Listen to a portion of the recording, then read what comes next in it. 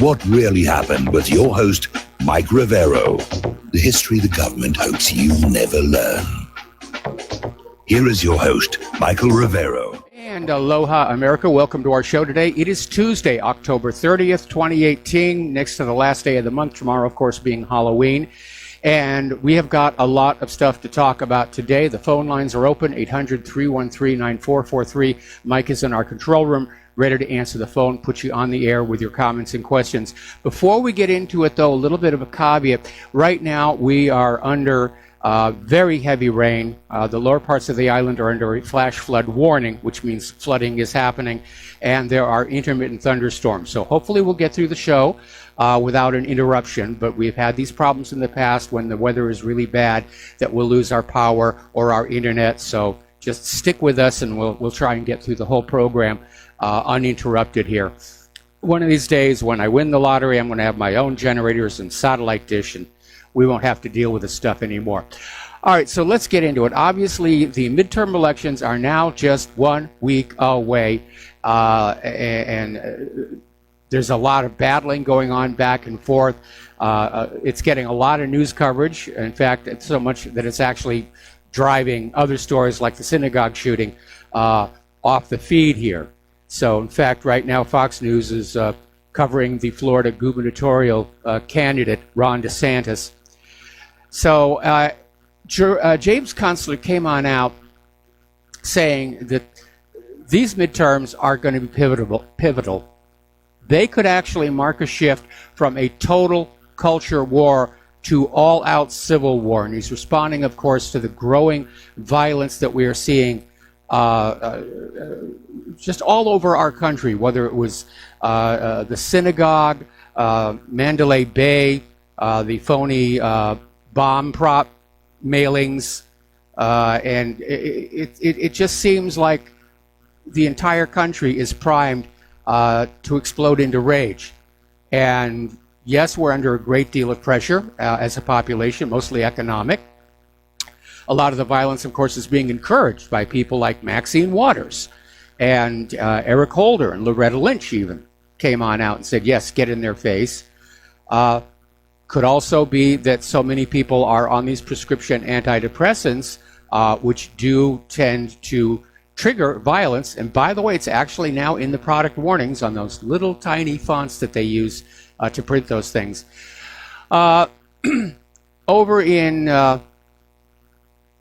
New Jersey, apparently Republican Bob Huggin is going down into the dirt against incumbent Democratic Senator Bob Menendez.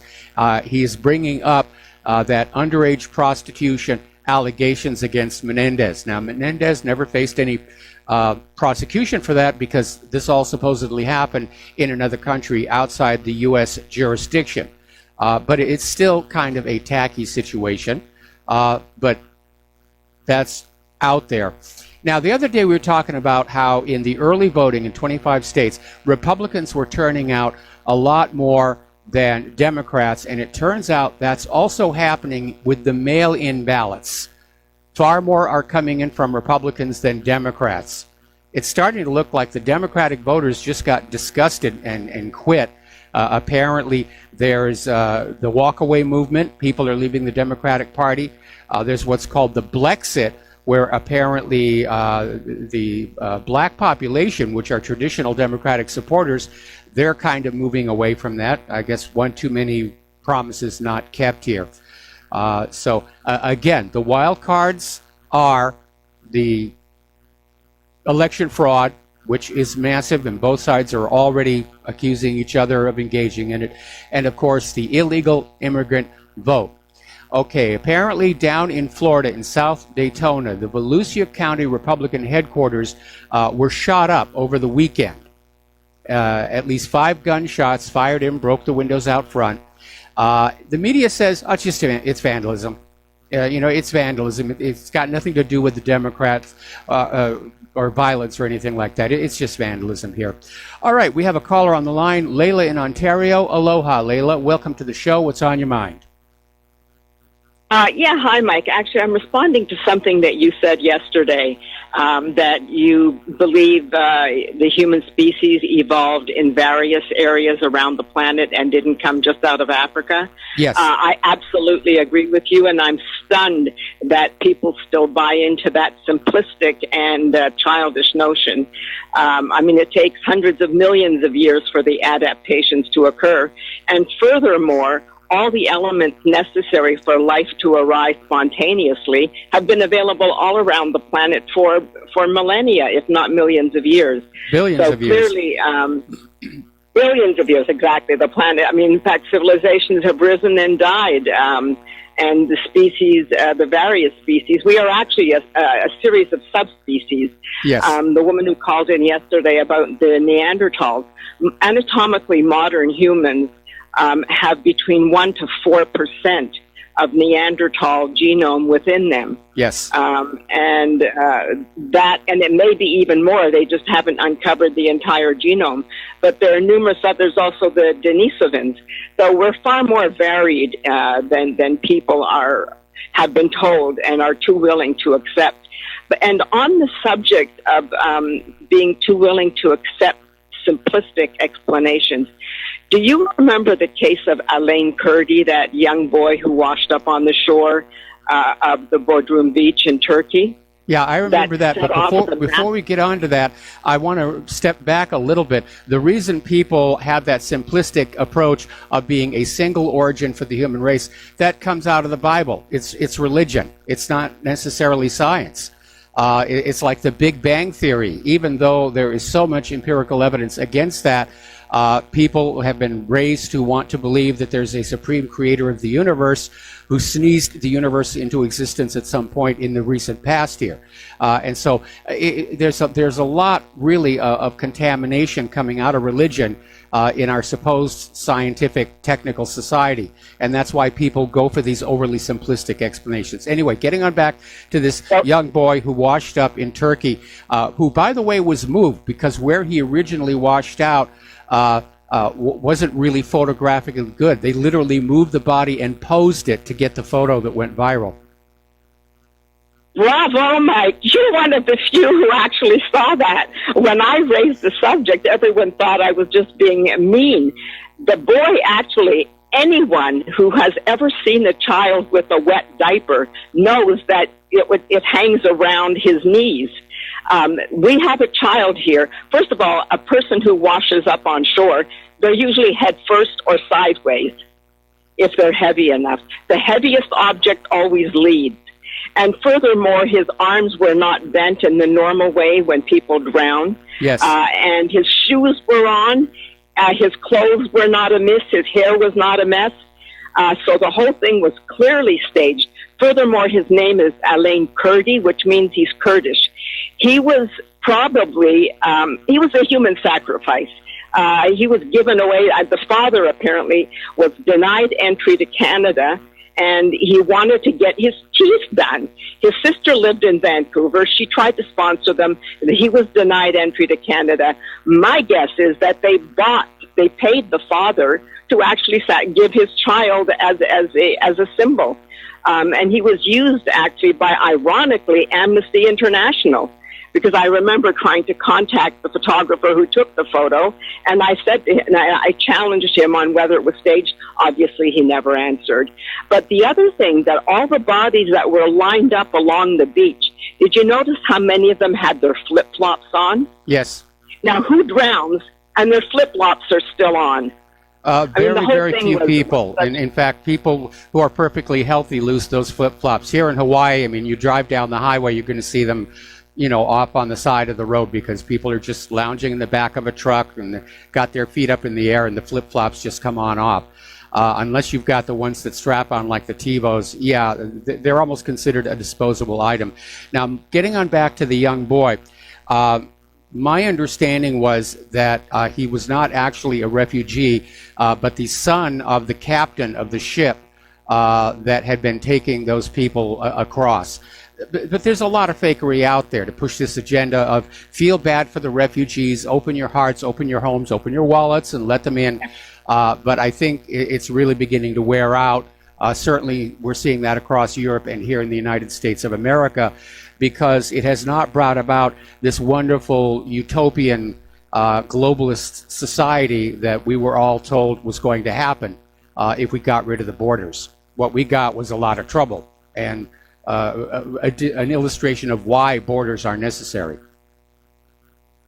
Yes, exactly. And by the way, on the issue again of religion and the Big Bang Theory, you know, I'm sure you're aware, but most people probably don't realize that it was actually a priest that came up with the Big Bang Theory. Yeah, it was George Lemaitre. When Hubble discovered the redshift, he did not make any conclusions about what it meant. He simply observed the farther an object away is, the more its spectrum is redshifted. And it was this Catholic priest who was also an astronomer, Georges Lemaitre, and apparently was very good friends with Einstein. And he said, yeah, it's relative motion. It's got to be. And that means if we wind it back through time, we have a moment of supreme creation. Huzzah, huzzah. And, you know, anything that supports the church is heavily promoted. But when Einstein did come up with general relativity, the Big Bang Theory should have been thrown out because the two are absolutely incompatible. But they still cling to that. They still cling to it. On the subject of Einstein, do you know that his first wife was he actually plagiarized a lot of her work? Yes. And abandoned her with their schizophrenic child. Her name was Milena Maric. And ironically, she was born not too far away from where Nikola Tesla was born during the Austro-Hungarian Empire. So I have to wonder about some genetics that may have had high intellectual capacity within that region. But he abandoned her. He plagiarized her work and two other colleagues in 1905. Yep. He also worked in the patent office, so we have to wonder how much he stole from there, because the question is, what did he do after his the theory of relativity? After he and Milena Maric, after he abandoned her and married his first cousin, against whom, by the way, he was unfaithful. But I mean, the whole thing is a stink. Every time I see this praise of Einstein, I'm utterly nauseated. But well, okay, Leila, I need to cut in here. I need to cut in here because, you know, we're here to talk about current events. There was recently a mini-series on the life of Einstein that really did cover a lot of this ground. And again, history is a joke played by whoever won the argument or the battle. Anyway, Leila, thank you very much for the phone call, and we're going to let you go and get back to the news after a shout out to our honor affiliates who are just now rejoining the network. So getting on back to election fraud, Tim Pool is reporting that Democrats have been caught trying to register non-citizens now in many states. Associated Press was reporting that Democrats were sending out voter registration forms to non-citizens. Now, fortunately, many of these non-citizens were confused by this, and they called the voting commission asking if they were allowed to vote. And of course, they were told, no, you're not.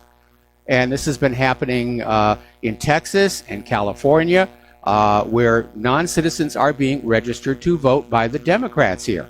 Now, Republicans are saying voter fraud is a huge issue. Democrats are saying, no, it isn't. What do you voter fraud here? There's no voter fraud here. You know, and even if there was, it wouldn't change the outcome. Hillary Clinton won the popular vote. But there is a lot of evidence that there is a serious problem with our election system, and it is a joke. And I'm very upset that Donald Trump came into the Oval Office,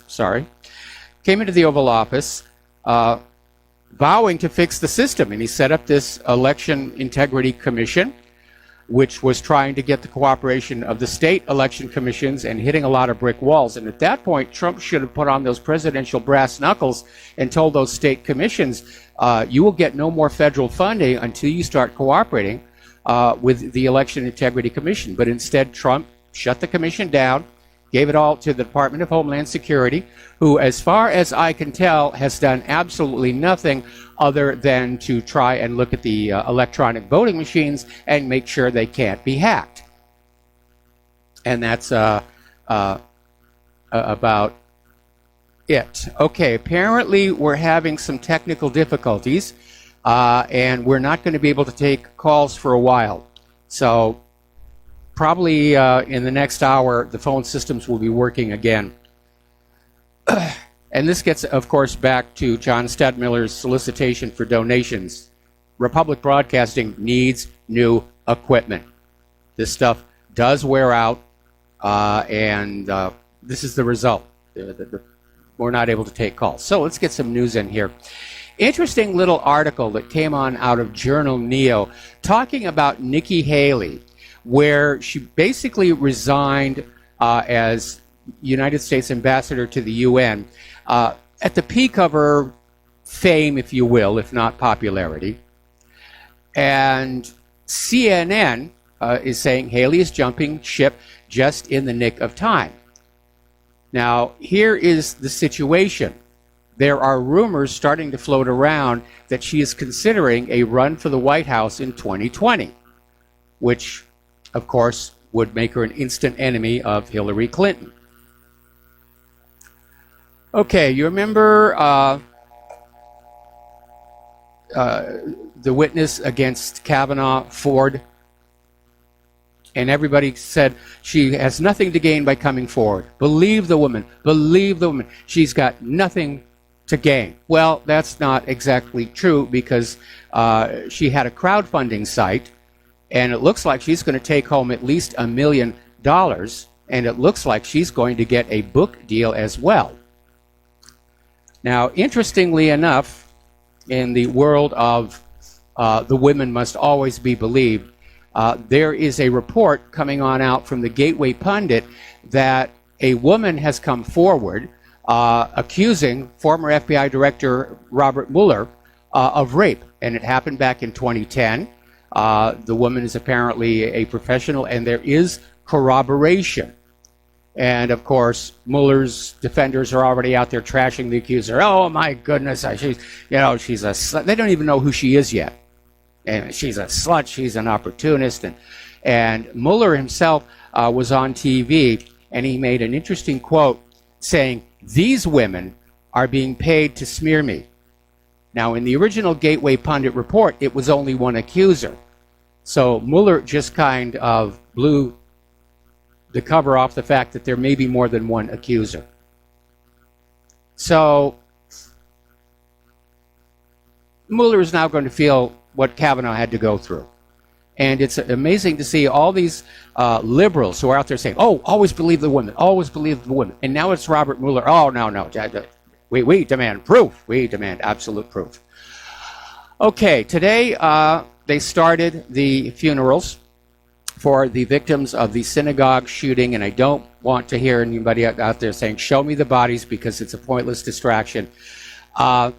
And Donald Trump is down there in Pittsburgh. And there's an interesting little article. They're trying to make a big deal out of the fact that even though this shooter was out there saying all Jews must die, that when he was taken to the hospital to be treated for his injuries, that he was treated by Jewish doctors. So this article was literally Fox News.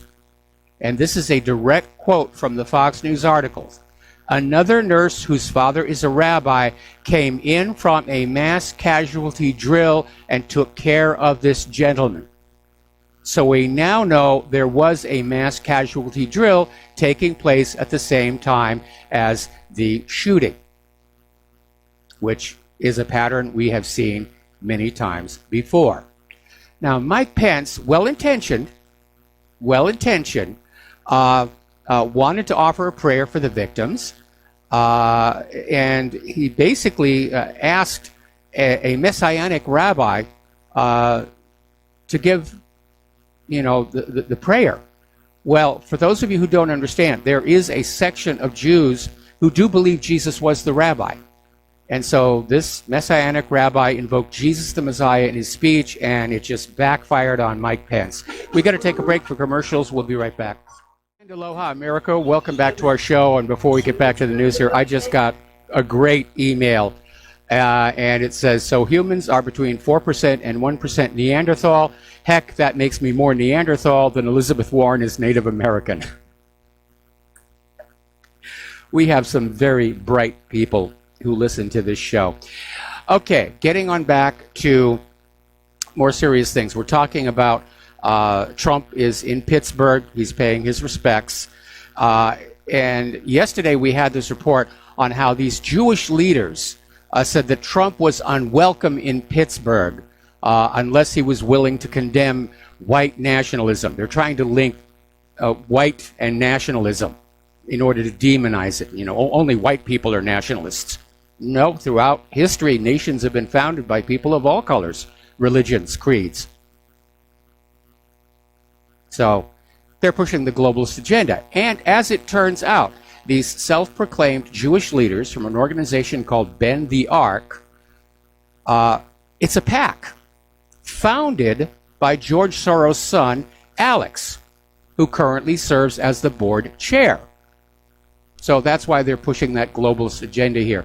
Meanwhile, I understand that both the governor and mayor refused to meet with Trump when he paid a visit. You know, I got to tell you, I think it's shameful the way everybody is trying to politically exploit this event or any of these events. And when I was young, yes, there was going to be politics, but it was sort of kept with the politicians. We've become just like the old Soviet Union, where everything was politicized. Nothing was done without considering the political ramifications. How do we report this so it serves the state? And we're getting there. Now, the other day we talked about how two Muslim American groups organized a fundraiser to help cover the funeral costs for the victims in Pittsburgh, and they succeeded in raising $150,000. And apparently much of the money has already been delivered to the victims and their families. And they're hoping to basically cover the cost of all the funerals, which, if you know anything about funerals today, they are very expensive. It's one of the reasons why Claire and I have done the paperwork to donate our bodies to science, because we figured medical students can always use a good laugh here. So again, they're politicizing the story here, and they're using it to target the smaller social media. And they've gone after Gab, and CNN is out there saying, you know, there's got to be a limit on freedom of speech, and we've got to control this, and we've got to, you know, get cracked down on anti-Semitism. So they're pounding that as well. Another Jewish group is blaming Trump's violent rhetoric for the synagogue shooting. Now, even though the guy who pulled the trigger was anti-Trump, they're still trying to spin it that this is all somehow Trump's fault because of his violent rhetoric, which we know it was the Democrats who had the violent rhetoric, and of course Trump's support for Second Amendment rights. So everybody is just pounding on this. And it is rather shameful, I think. There should be a certain decorum involved in these things, but that's just me. Okay, getting on to the migrant horde, which is approaching our border. Story in out of Fox News, rather, basically saw that the migrants appear to be back to using trucks and buses.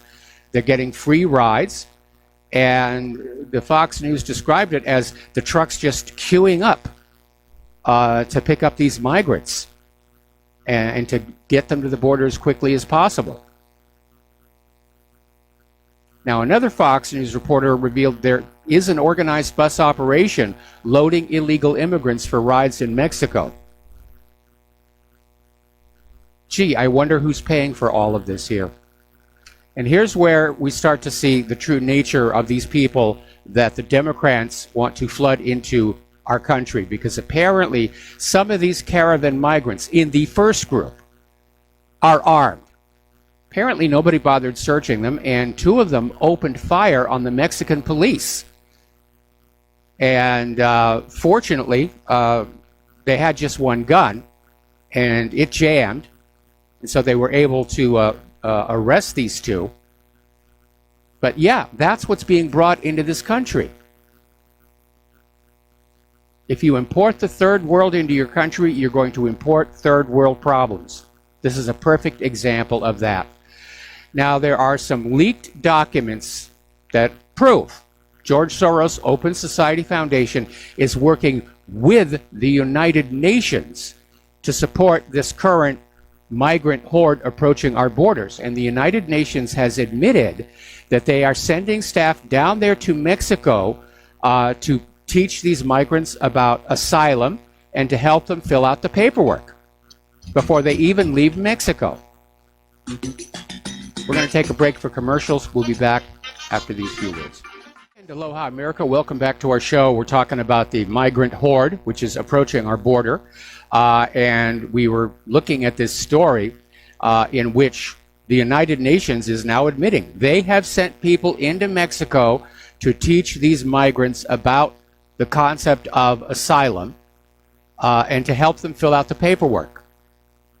Now, apparently, a lot of these migrants were unaware of asylum, so they're not really asylum seekers. But the UN is trying to turn them into asylum seekers to get them across the border into the United States, where they will help globalize and take down our borders here. Claire was wondering if this might give Donald Trump a reason to pull out of the United Nations, and I said Israel would never allow that to happen because then they would lose their veto in the Security Council. Meanwhile, Trump has already announced that asylum seekers will not be allowed into the general population of the United States. They will be kept in tent cities. And they'll be basically not allowed to leave. And all I can say is I hope they put those tent cities someplace really, really uncomfortable. Now, there's a second migrant caravan, and it has stormed into Mexico. These people are demonstrably violent. Some are carrying bombs, and there are guns. Mexico this time sent a huge police presence down to the border because of what happened to the police they sent for the first caravan. And still, this second migrant caravan just stormed on through. Apparently, one man drowned in a river. And it's just a huge, huge mess. And again, they're armed with bombs and guns. These are the people the Democrats want to bring into your communities to live near your homes. All for the sake of getting a few more votes in the election. That's it. That's all the Democrats care about. And I'm sure they're making all kinds of promises to these migrants. If you get to here, we're going to take stuff away from the American citizens and we're going to give it to you for free. Which was used to lure a lot of the migrants into Europe. And when they didn't get the free stuff they were promised, they started acting out, which led to all the crime and the violence and the rape. Now, here's where things are going to get tricky. President Trump has stated that he wants to sign an executive order eliminating birthright citizenship. And what we're talking about here is the idea that if foreigners come into this country and they're not legal citizens, but they pop out a baby, that baby is a U.S. citizen and gets to stay in the country, and then the parents, the liberals will say, oh, you can't separate the children from the parents. The parents must be allowed to stay and become citizens. And it's a rather ridiculous situation, and it's being exploited. Huge numbers of these so-called anchor babies. That's the plan. Get across the border, get a baby out as fast as you can, and you won't be sent home. So Trump is absolutely correct on this because many nations have recently ended allowing babies born to non-citizens automatic citizenship. But Trump has a little bit of a problem because the citizenship granted by being born in this country is in the 14th Amendment to the Constitution. And he cannot alter the 14th Amendment with an executive order. Only another amendment can do that. Now, the 14th Amendment was passed in the wake of the Civil War, and the Citizenship Clause was intended to cement the status of the newly freed slaves as full-fledged citizens of the United States with all rights, which the Southern Democrats opposed. Now, back then, immigration wasn't a problem for the U.S. There was still plenty of room in the West. But today, the problem with the anchor babies has gone out of control, and I agree something must be done.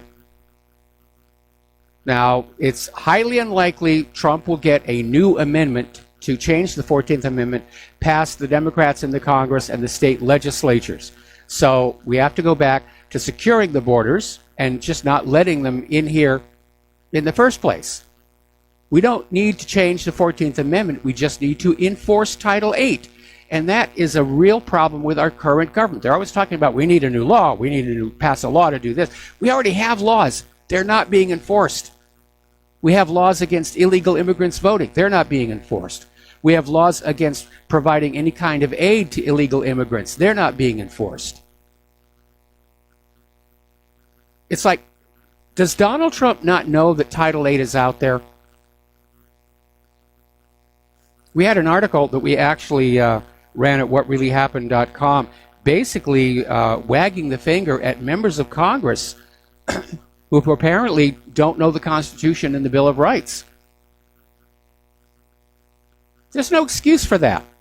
You're the Congress. You should have that document memorized.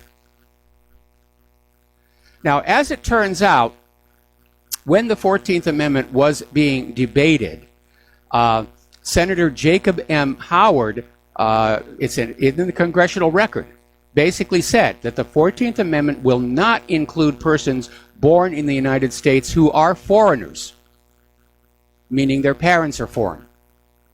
And the 14th Amendment could have been written a little bit more clearly, but if a case based on this goes to the U.S. Supreme Court and the justices look at the intent of the 14th Amendment, they're going to read the words of Senator Jacob M. Howard, who's saying that no, persons born in the United States who are foreigners, because by default, because of their parentage, they're citizens of the home country, children who belong in the families of ambassadors or foreign ministers, but will include everybody else. And there was a debate, and obviously liberals don't want you to know about this, but yeah, the original intent of the 14th Amendment was that it not apply to foreign children, even if they're born here in the United States of America. Now, by the way, if Trump finds a way to end birthright citizenship for non-citizens, it will save America an estimated $2.4 billion a year. Out in Los Angeles, they've got a huge problem with anchor babies. They're cranking out more anchor babies than the entire baby population of the 14th smallest states. And taxpayers get to pay for most of those. It's a racket. It's just another racket. We need to have a sane approach to our borders. And again, I don't have a problem with legal immigrants who come in through the proper vetting system, so we know they're not criminals. We know they're not carrying contagious diseases. We know that they have skills where they will be a benefit to our society. And our immigration system does allow 1.1 million people into this country every single year. And to them, I say welcome. I hope it's not a disappointment now that you got here. The issue is the illegal immigrants. They are, by definition, criminals. And they're being allowed here without any control whatsoever. All to serve the Democrats' desire for illegal immigrant voters and George Soros' desire that all borders go away here. Now, Kirsten Sinema got caught on a Project Veritas video, basically admitting she wants amnesty for all 22 million illegal aliens in America. And by the way, that's a number you should think about. 22 million illegal aliens. That's about almost 8% of our population. Now, Harry Reid is out there, pushing open borders, let's let the illegals in, but that wasn't his tune back in 1993. And we posted this video to whatreallyhappened.com, where in 1993, from the floor of the Senate, Harry Reid was saying how no sane country would have birthright citizenship for illegal immigrants. And he's absolutely correct about that. These illegal immigrants have committed a crime,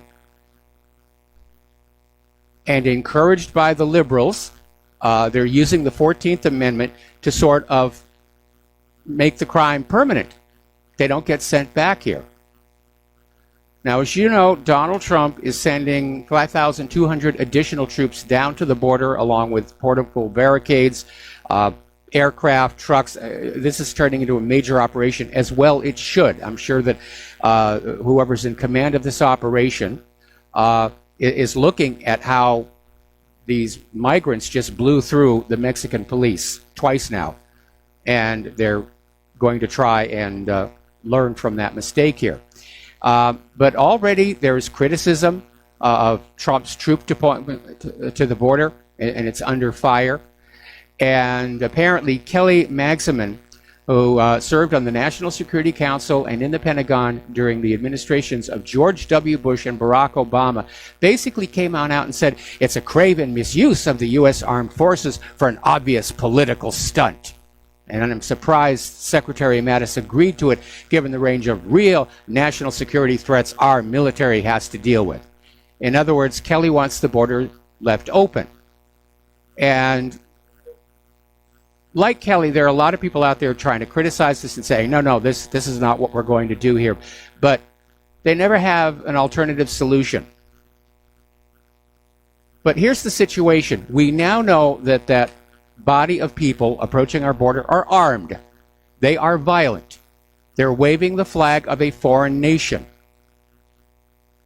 It is an attempt to invade our country by force, and it's perfectly appropriate for Trump to send the military down there.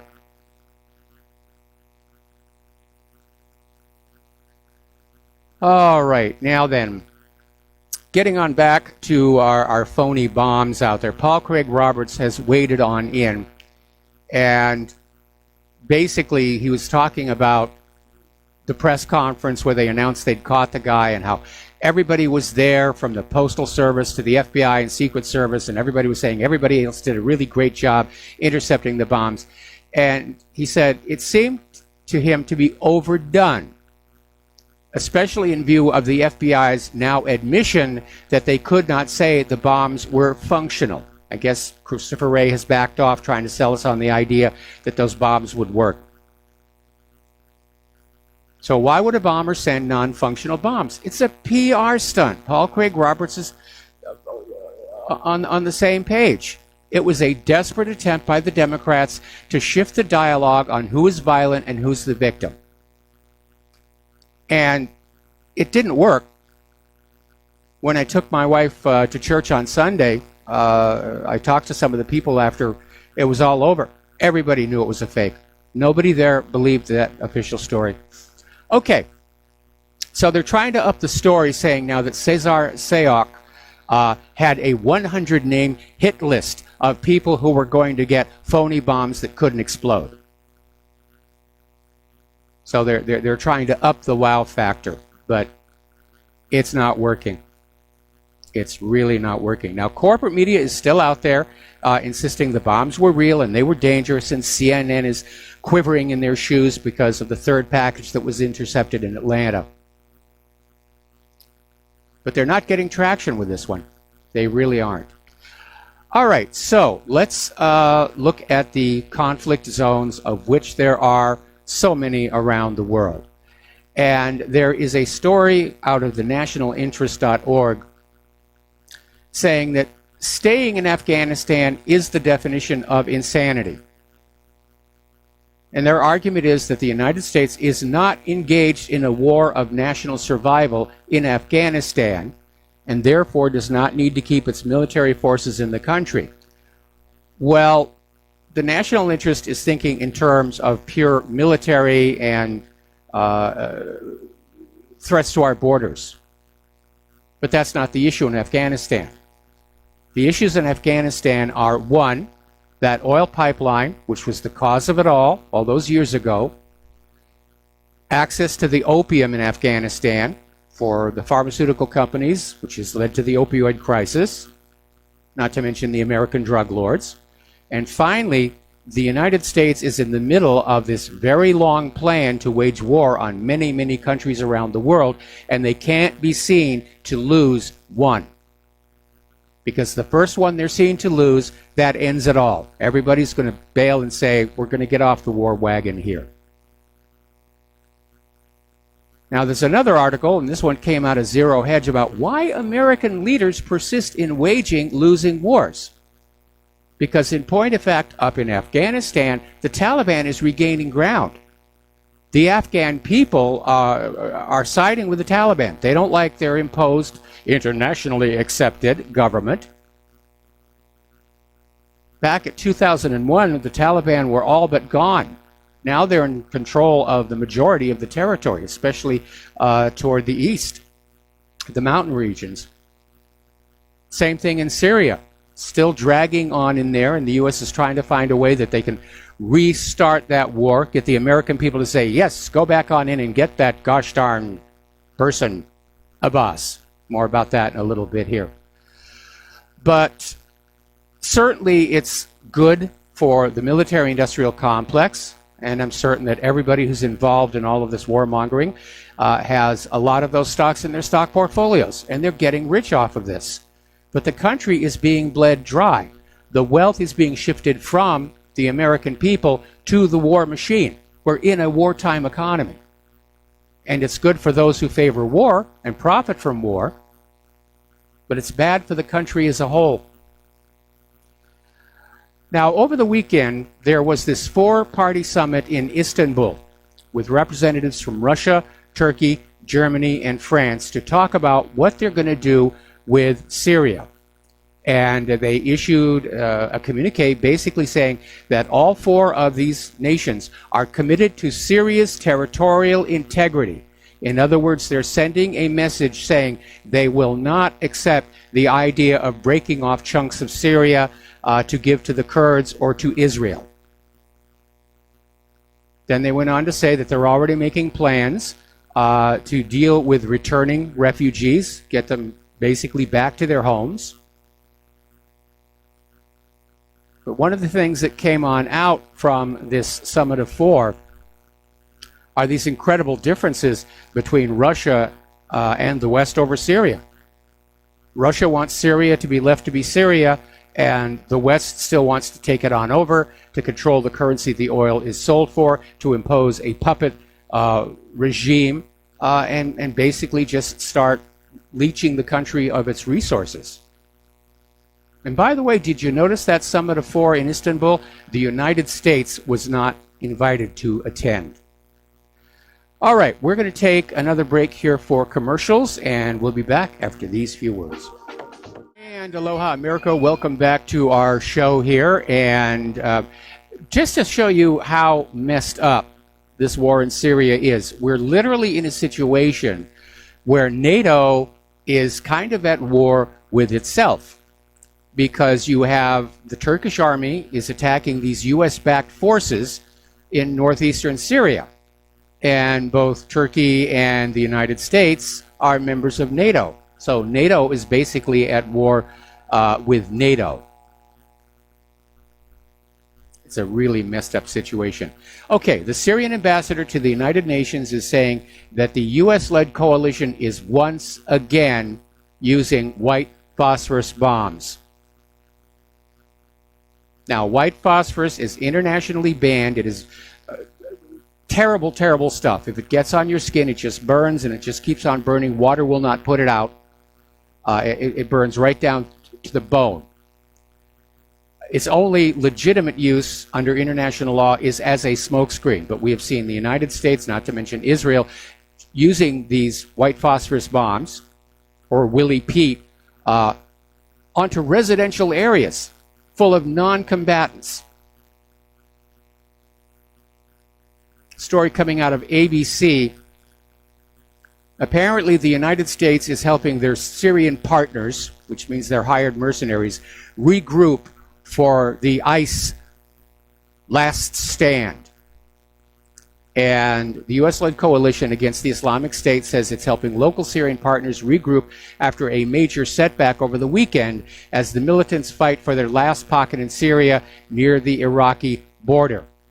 Meanwhile, Iraq is saying they're on high alert and they will confront any militants who try and get across that border. So this is Islamic State's last stand, which I'm sure the United States cannot be happy about. Now, over the last week or so, there have been corporate media reports that Israel is still carrying out airstrikes in Syria, and that they are openly defiant of Syria's new S-300 missile defense systems. But it's now coming on out from Syria itself that they don't think it's really happening. They haven't found any damage. Nothing's blown up. Nothing's showing on the radar. And they think it's psychological warfare by Israel to try and convince Syria that their planes are in fact invisible to the S-300, and they just wasted all their money. That's what you get for buying Russian. Should have bought American. And Moscow, through the Russian Defense Ministry, is now reporting that members of the Al-Qaeda affiliated White Helmets are in Aleppo staging a new false flag chemical weapons attack to blame on the Bashar Assad government. And apparently the Russian military is saying the White Helmets have already begun filming involving foreigners. They're going to have foreigners this time. All right, we're going to take a break for station identification. We'll be right back. And aloha, America. Welcome back to our show, hour number 2. And unfortunately, the telephone system is still down, so you cannot call into the show and call me bad names or anything like that. But our control room crew is working to try and fix the problem. Maybe we'll have them back up by hour number 3. So Russia's defense ministry is saying that the White Helmets are up to their old tricks. They're filming a new chemical weapons attack to blame on Bashar al-Assad. And apparently this latest false flag will involve foreigners. The Russians are not saying what foreigners, but they'll be picked to maximize the impact. It'll be people who are from the countries in the coalition, possibly even Americans. Now, one more time so that you are equipped to deal with people who are saying, oh, this is terrible, this is terrible. There is no reason for Bashar al-Assad to carry out a chemical weapons attack. He has pretty much won this war. He doesn't need to use chemical weapons. He knows that any chemical weapons attack would spur a new U.S. invasion to oust him from power, possibly even a direct decapitation strike. He's got nothing to gain and everything to lose with a chemical weapons attack. Who wants the chemical weapons attack? The United States. Because they want to turn this thing around. They want to go on back in. Even at the risk of direct military confrontation with the Russians. And by the way, have you noticed on all of these fake chemical weapon attacks, it's never against the enemy soldiers. It's always against children and women and civilians. So you'll feel really sorry. What a horrible thing to do. Now, Bashar al-Assad is many things. He's not a stupid man. This story never made sense. And after all the times that you have been lied to, whether it's Saddam's nuclear weapons or Assad's sarin gas or torpedoes in the Gulf of Tonkin, it's time to basically just look at these claims and say, yeah, it's just more of the usual government bovine excrement. And I'm not buying into it anymore. Alrighty, now Turkey is calling on their affiliated militants to stand on alert for an imminent fight against the Kurds in the eastern Euphrates. And apparently Turkey was disappointed in the implementation of the Manbij Agreement, but they've ordered their affiliated militant groups in northern Syria to be prepared for battle against Kurdish militias in eastern Euphrates. So Turkey may know that something is up, and we're on a timetable here. I would expect that probably this false flag chemical attack, I mean, it's already in production, they're already filming it, but it will be basically presented, released, if you will, the day after the midterm elections. I think that's what everybody was waiting for on this one. Meanwhile, down in Yemen, they're basically on the brink of catastrophic famine, which was deliberately imposed by the Saudis. It's starvation warfare. And they're really going into this catastrophic famine. Now, Declan Welch wrote in an interactive essay for the New York Times, the insidious warfare is waging a far greater human toll. And the other day we had this article that said the death toll among civilians in Yemen is actually 5 times higher than has been presented in the media. Meanwhile, over in Great Britain, talk about ignorance is bliss, apparently 42% of Brits are unaware there's a war going on in Yemen, despite the fact that their government is providing the weapons to the Saudis. And to be fair, there are so many wars going on, it's hard to keep track of them all. We've got the war in Afghanistan, we've got the war in Syria, we were still garrisoning Iraq, we're making nasty noises toward Iran, still in Libya. It's just all over the place here. Article coming on out from Zero Hedge talking about the military escalation in Europe has become like a runaway train and it's time to slow it down. And yes, it should be slowed down. In fact, it should never have really been allowed to get started to begin with. But NATO has all their brand new weapons that you paid for, and they're holding their Trident Juncture NATO exercise right on Russia's borders. Now, when was the last time that you saw Russia having a major training exercise on the borders of the United States? On the Canadian side of our northern border, the southern side of our border with Mexico, sailing their ships around the Gulf of Mexico or out by Baja, California. When was the last time you saw that? We know who the aggressors are here. They're trying to goad Russia into this war. And maybe that's part of how they plan to depopulate the planet. We're just going to kill them all, let God sort them out. We're going to do a shout out to our on-air affiliates who are just now rejoining the network here. Down in Israel, the Palestine Liberation Organization has moved to fully withdraw from the Oslo Accord, saying that they're ending their commitment to the deal and halting all security coordination with Israel. And the Oslo Accord was signed in 1993, was supposed to increase cooperation during a transition period leading to Palestinian statehood. But with Israel's far-right leadership having made it very clear that they will never allow Palestine to be an independent state, many in the PLO are saying, what's the point? And so they're suspending their recognition of Israel. That was part of the Oslo Accords. And saying that all cooperation no longer exists. So that's going to amp things up a little bit. Might even trigger more attacks by Israel on Gaza and the West Bank. Apparently, Israeli occupation forces killed a Palestinian protester in Gaza yesterday, one day after killing 3 children in an airstrike. Supposedly, this underneath a ceasefire. There was supposed to be a ceasefire that was agreed to by everybody. Now, one of the other things that came out of the PLO is saying that Israel's deliberate targeting of Palestinian children is a war crime. And he's absolutely correct on that one. In fact, killing civilians intentionally is a war crime.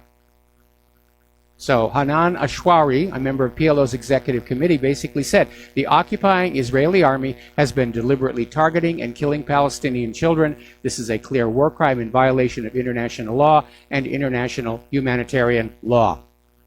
Israel's continuous campaign of excessive and indiscriminate violence against the people of Gaza has persisted with impunity and has been emboldened by the U.S. administration's strategic alliance with Israel. Okay. Now, a little bit of good news. Gaza is now able to have electricity for 8 hours per day.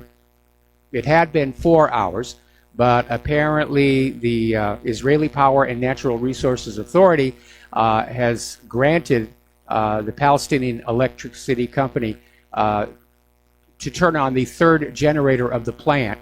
So they're going to start having a little bit more electricity. Maybe Israel is realizing how bad their treatment of the Palestinian looks, and maybe they're going to back off a little bit.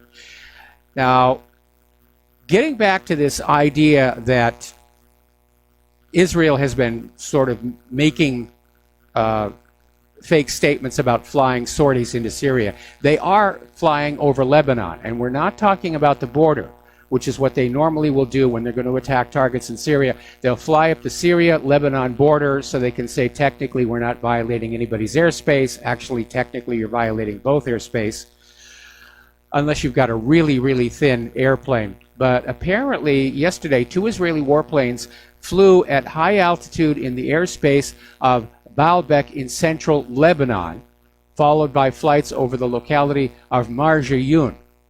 And apparently the Israeli warplanes broke the sound barrier, rattled the windows underneath. Now, Israel's warplanes have been violating Lebanon's airspace for the past few months, which prompted Lebanese President Michael Aoun to call on the United States to pressure Israel to stop such practices, which of course did not happen. And apparently caretaker Foreign Minister Gebran Basil has said Israel has violated Lebanon's airspace, land, and sea more than 1,500 times in the past 8 months. Now, we know a lot of people in Israel's governments have been talking about yet another war against Lebanon, ostensibly to rid themselves of Hezbollah, but as a side benefit to gain access to that Litani River. The last time they were in Lebanon, they got within 20 miles of it before they were forced back. So, over in Korea, the U.S. envoy, Stephen Biegun, is saying that he's very confident that North Korean denuclearization is within reach despite growing concerns that progress has stalled. Well, progress has stalled because North Korea has made several gestures and they're waiting for something to come back from the United States. They shut down their nuclear test site. They dismantled that rocket testing stand. They returned the remains of U.S. soldiers who were killed at the start of the Korean War. North and South Korea are clearly making moves toward reunification. In terms of the logistics and technicalities, the Korean War is now over. They're disarming the DMZ. They're starting to dig up the mines. The artillery's been put in storage. And it's pretty much it. But Kim Jong-un is now waiting for the United States to do something to indicate they want to move forward with the process. But the U.S. is still sending those airplanes to threaten North Korea, the naval exercises off the coast. The U.S. is sticking with that attitude, you give us everything that we want first, and then we'll talk. What North Korea and South Korea both want from the United States right now is a formal declaration that the Korean War is over. And all that takes is a signature by Trump. But he's not doing it here. Meanwhile, the Strategic Command of the U.S. Armed Forces has announced the beginning of its annual military exercises for the Strategic Nuclear Forces. It's called Global Thunder 2019. And the war games are being conducted to curb, locate, and, if necessary, avert strategic attacks on the U.S. and its allies. And they're going to be focusing on what's called the nuclear triad, which are the bombers that are in the air, the submarine-launched ballistic missile systems, and, of course, the missiles that are in silos here on the continental United States of America. But again, in all the history of nuclear warfare, there's only ever been one country that has actually used nuclear weapons of mass destruction on the civilians of another country, and that is, of course, the United States of America. Now, getting on back to Trump's Space Command, Russia is developing 21st century pulse and laser weapons to destroy U.S. satellites. When World War III starts for real, they're going to turn near-Earth orbit into a junkyard, an orbiting minefield that nobody's going to be able to get through. And a lot of people are recalling back to the 1980s when another war hawk president, Reagan, promised the Americans would be able to produce a Star Wars weapons system. And the program was based on the use of lasers. But it really did not work on out all that well. And it was a huge amount of money that was spent, much of it borrowed. In fact, it was during the 12 years of Reagan-Bush that the United States went from being one of the world's largest creditor nations to one of the world's largest debtor nations. And very little of actual use was produced. Now, the reason has to do with the fact that the lasers were supposed to be ground-based for the most part. And, of course, you have the problem getting through the atmosphere. But Russia has apparently made leaps and bounds in the development of space weapons and weapons that can reach space. Their new S-500 can actually reach objects in near-Earth orbit.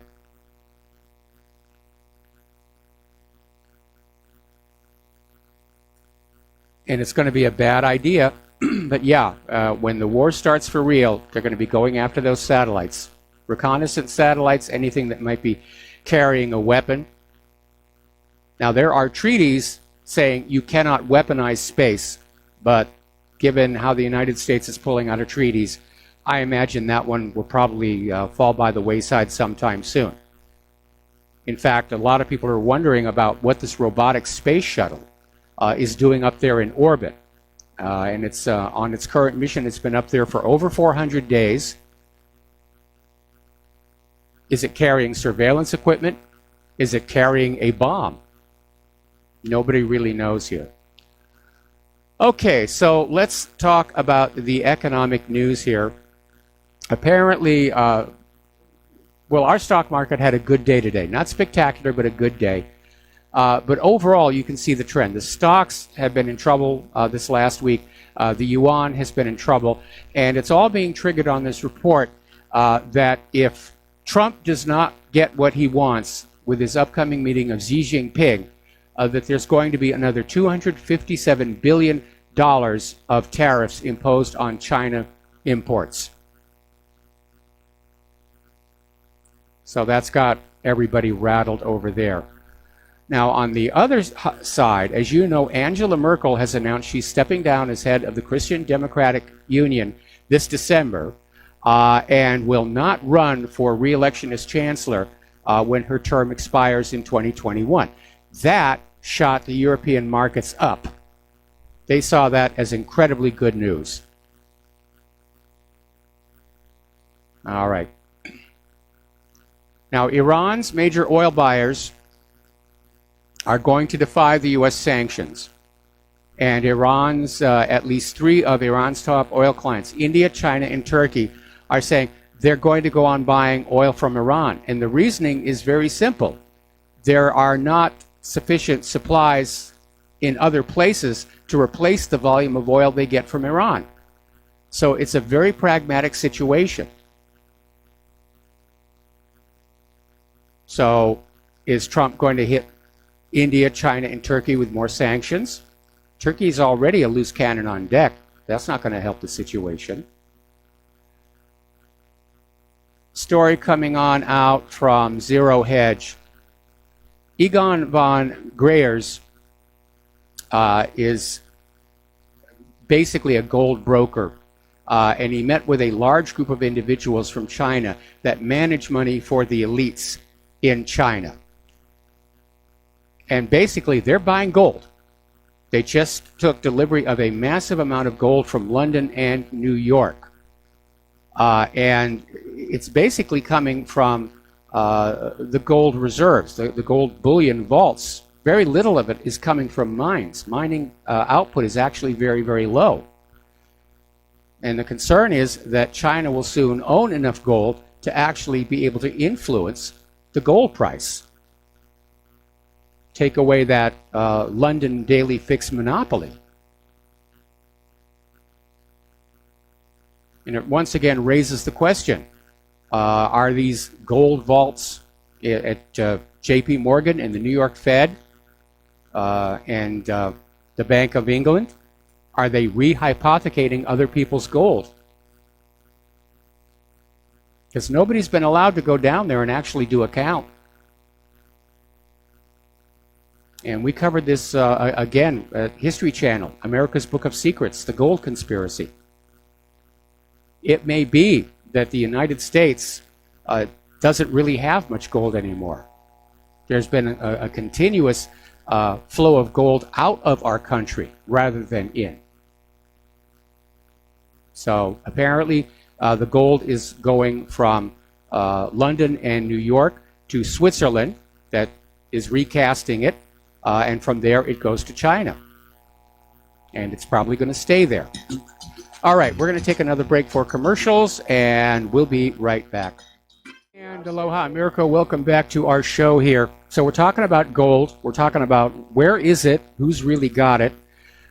We know that Russia and China and a lot of other countries are stocking up on gold because they understand at some point this ink and paper fiat currency empire is going to come crashing down. And they want something on which to base a new commodity-based currency. And right now, gold demand is up by something like 42%. Now, the prices aren't reflecting it just yet because there's a lot of manipulation going on. And again, we talked about that on America's Book of Secrets. Okay. We had a caller yesterday who was talking about Brazil's new president, Jair Bolsonaro. Okay, say that 3 times fast. And what does his victory mean? And apparently, somebody was trying to put together sort of a South American Union. You know, there's the North American Union, there's the European Union, and apparently there was an attempt to create a South American Union called the Southern Common Market. But the new Brazilian president's economic guru, Paulo Guedes, has suggested that the country is going to head for a soft Brexit. They want out. So I'm sure George Soros is very unhappy because his plan was to create all these little unions and then merge them into one global government, one planet, one private central bank. Mish Shedlock is out there saying that California has become ground zero in the upcoming real estate bust. And it's 2007, 2008, all over again. The money junkies did not learn any lessons from that disaster because the pain from that disaster was dropped onto ordinary people through TARP, bailouts. Except for Lehman Brothers, all those people are still in business. They all got to keep their jobs, their stock options.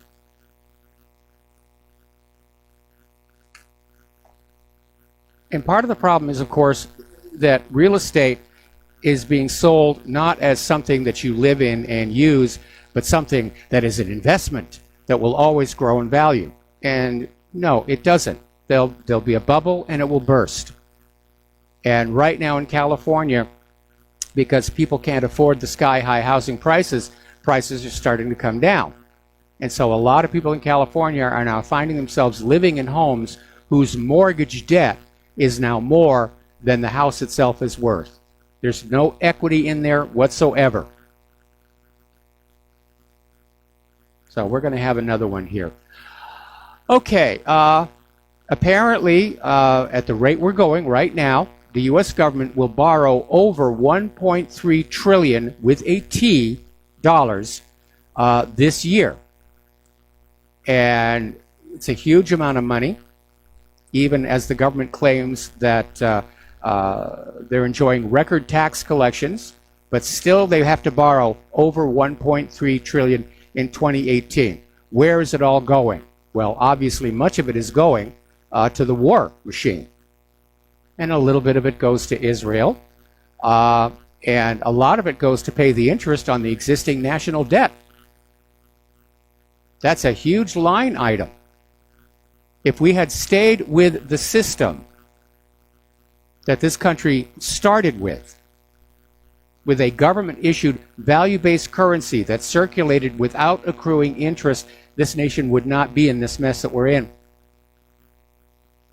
A little over 100 years ago was the point where this nation was put on the path to disaster and doom with the creation of the Federal Reserve. Now, for young people who are just now being born, kids are being born this year. By the time they reach retirement age, the United States national debt will be 6 times the size of the economy, of the entire economy. It's unpayable. It's absolutely unpayable. Over in San Francisco, they're dealing with yet another crisis having to do with the economy. People who have lost their homes, lost their condos, can't afford an apartment. They're living in recreational vehicles, some of which are not in the best of repair, and they just find a place to park, and they live out of the recreational vehicle, which is at least a little more secure than living out of a tent. But officials in San Francisco are looking at maybe trying to set up some kind of giant parking lot where there'll be electrical hookups, trash cans, portable toilets, and try and get these people taken care of this way. And again, you cannot look at the homeless crisis in this country and say that this is a good economy. It's just wildly out of control. We're going to take another break for commercials, and we'll be right back. And aloha, America. Welcome back to our show here, and we're talking about the economic news. And as I was saying before the commercial break, you can't look at all of these tent cities. You can't look at all of these people living out of their cars, even though they have jobs, and say that this is a working economy. You can't. Now, there's a story that was over in governmentslaves.info, which basically says, after you take into consideration the cost of living, which is definitely rising, 62% of jobs in America will not support a middle-class life. The middle class is being erased, and that's intentional because it's always from the middle class that opposition to oligarchy will emerge. And every time a tyrant or a despot comes to reign in a country, they try and get rid of that middle class.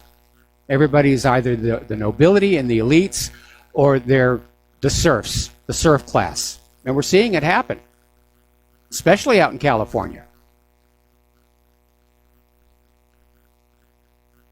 So, and again, I remember that story about this person, full-time job with Google. And we know Google's got lots of money. Full-time job with Google, had to live in their car. That's apparently the new normal that young people are supposed to accept. Either live in your car or stay in your family's home. Turning to immigration in other parts of the world, apparently there's been another major upset over in Germany. 7 Syrians have been arrested, along with 1 German citizen who I guess went along with them. And they basically were accused of raping an 18-year-old student. And apparently the men had been on the police radar long before the arrest for other alleged wrongdoings, which drew sharp criticism from the public, saying, if you knew these guys were doing this, why didn't you do something about it? So over in the university city of Freiburg in southern Germany, there were 2,000 demonstrators, and apparently the Alternative for Germany party brought around 500 people to protest the crimes committed by refugees and Chancellor Angela Merkel's immigration policy, repeating demands for stricter migrant control following the arrest of the suspects. Now, we have been seeing this all over Europe. Sweden is now the rape capital of the world.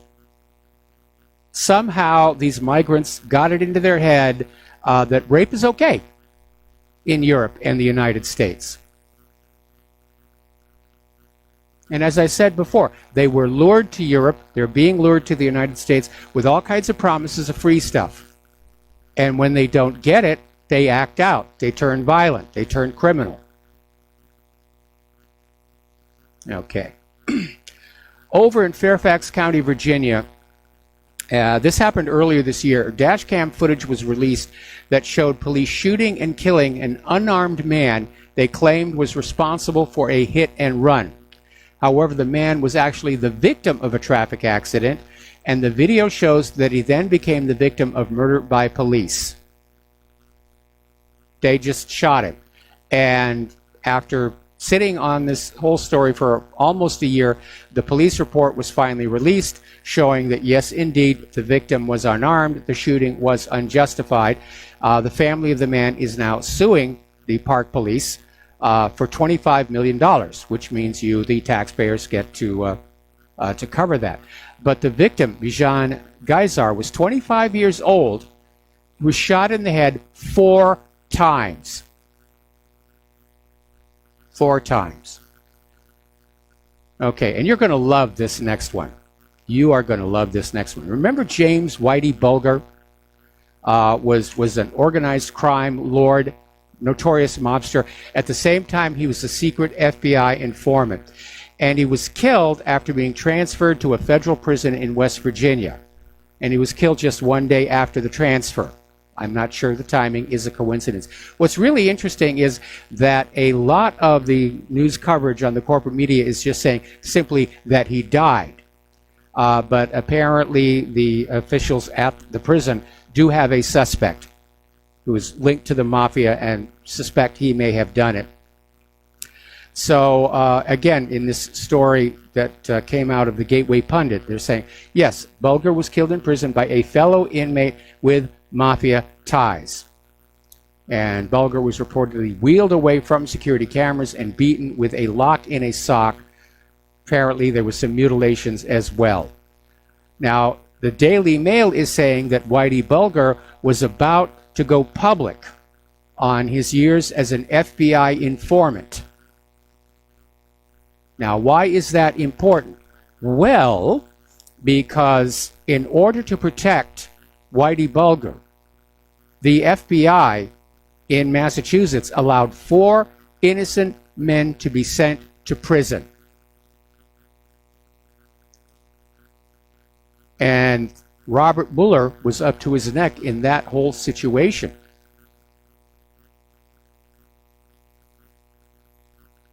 So, last May, Representative Louis Gohmert published a 48-page report called Robert Mueller Unmasked to expose his decades of corruption.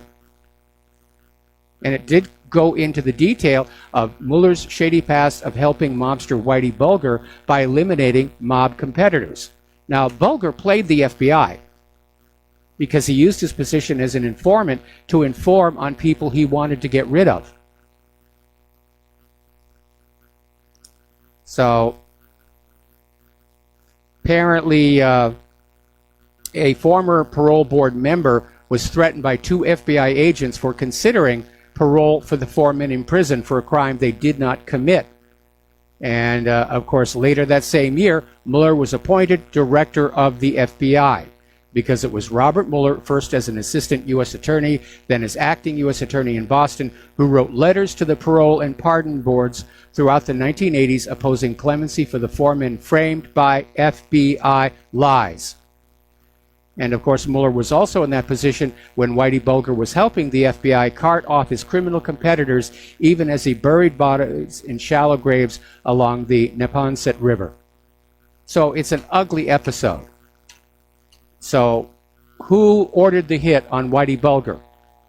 Well, obviously members of the mafia who were harmed by his being an informant. They're not very gentle with informants. Or it could have even been the FBI because somebody decided to move Bulger where this other guy could get at him. And I don't think the mafia has the juice to do that. Mueller may be feeling a little bit nervous between these rape allegations now and all the rest of it. He may be feeling that his facade is starting to come on down. Okay, let's see. Still going on about the migrant caravan here. Tomorrow is Halloween. And hopefully these storms are going to be gone by then, or Claire and I are going to be stuck with an awful lot of candy. But I'm still amazed at how the social justice warriors and they're politicizing Halloween. Halloween, you're supposed to dress up. You dress the way you want to. And everybody's out there saying, you can't do that. You can't do that. You're going to offend people. There are schools that have literally issued lists of acceptable costumes to wear. And it's basically a very short list because anything that could offend anybody anywhere is now banned. And one of the more interesting stories involves the Disney film Moana, which was set here in Polynesia. It's a very popular film. And apparently there are Moana costumes that are for sale that were drawing criticism from the social justice warriors. It's cultural appropriation. It's offensive. It's going to be offensive to the Polynesians. Well, the star of the film, Auli'i Cravalho, basically went public saying this is not cultural appropriation, and I certainly don't think it's racist if they want to dress up as Moana and just have some fun, because that's really what it's all about.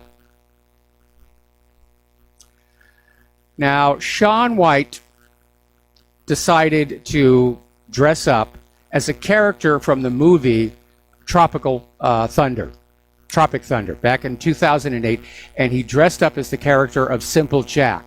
Now, Simple Jack was the guy who supposedly had been crippled in war, and he had 2 hooks on his hands, and he'd sold a book, and this was the movie from the book, and he was making a lot of money, and of course halfway through the movie it turns out he's a fake, that he has his hands, he just wears these things to scam people. So Shaun White wanted to dress up as Simple Jack and immediately got attacked by the Special Olympics. Oh, it's offensive. It's offensive. Okay, how about the fact that I'm planning to dress up as a pirate tomorrow to greet the trick-or-treaters at our house? And I was thinking about, pulling one leg up underneath my cloak and having a wooden peg there. Am I now offensive to the Special Olympics? Let the kids have their fun. And the other one that I'm appalled by are all these municipalities, rented lips, all these municipalities who are issuing orders that trick-or-treaters have to be under a certain age. Don't these city governments have more important things to do, like maybe fixing the potholes in the road? It's like they're tinkering with Halloween because they can't do anything else. They can't get anything else to work. But by golly, we're going to get those trick-or-treaters under control. And by the way, I don't think they realize that by limiting the age of trick-or-treaters, they're literally harming sales from their local grocery stores, who are right now busy selling candy and gummy bears and all the rest of that stuff. We've become a nation of whiners and crybabies and snowflakes. And as I keep saying, liberals' whole identity and sense of self-worth now rests on always being offended by something and using that offense to try and exert their control over other people's lives. Which, if you look at most liberals, I think they need to get their own lives under control first before they start running around screaming about Halloween costumes here. Okay, so getting on into computers. As you know, Gab is being blamed for allowing the synagogue shooter to have an account on their website. And as a result, they have been taken offline by GoDaddy. They've also been banned by shopping cart service Shopify, PayPal, payment processor Stripe, the web hosting service Joylent, and even blog site Medium have all dropped them. And apparently the founder of Gab is now receiving death threats. Now the good news is Gab says it expects to be back online by this weekend, could even be earlier. But apparently they have a new hosting provider, somebody who realizes just how silly all of this stuff has been. And they will be back, and I may start spending a little more time there myself. I mean, the shutdown of Gab, the shutdown of InfoWars, proves we do not have freedom of speech in this country. And no, silencing conservatives does not protect democracy. It's one of the more ridiculous things the pro-censorship people have come on out with here. Story out of Investment Watch blog. Social media sites continue to silence people at the behest of those in power. And our ruling oligarchs have basically abandoned even the illusion of freedom of speech. And they're openly clamping down against dissent.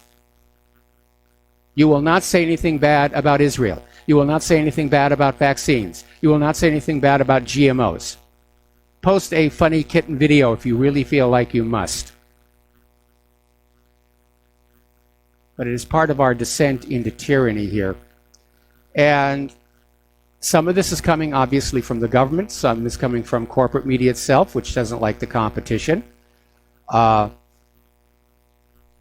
And apparently Bill Kristol, who's a neocon thought leader, he's out there saying, yeah, it's, we have to defend democracy by fighting fake news. Well, what Bill Kristol is saying is fake news is anything he doesn't like. And all of these social media companies, whether it's Twitter or Facebook or Google, they're trying to defend what they're doing by saying they're opposed to fake news.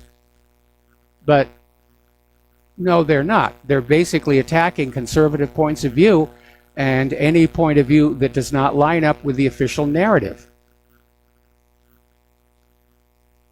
So now these companies are going to official fact checkers who are all very much embedded with the deep state. And let's see, Think Progress was shut down here. Apparently the Christian news site LifeSite has now been blacklisted by their web host. So LifeSite is this Christian pro-life news outlet, and they were given just 12 hours to find another host for the website or risk being offline. And so they're scrambling to find a new provider here.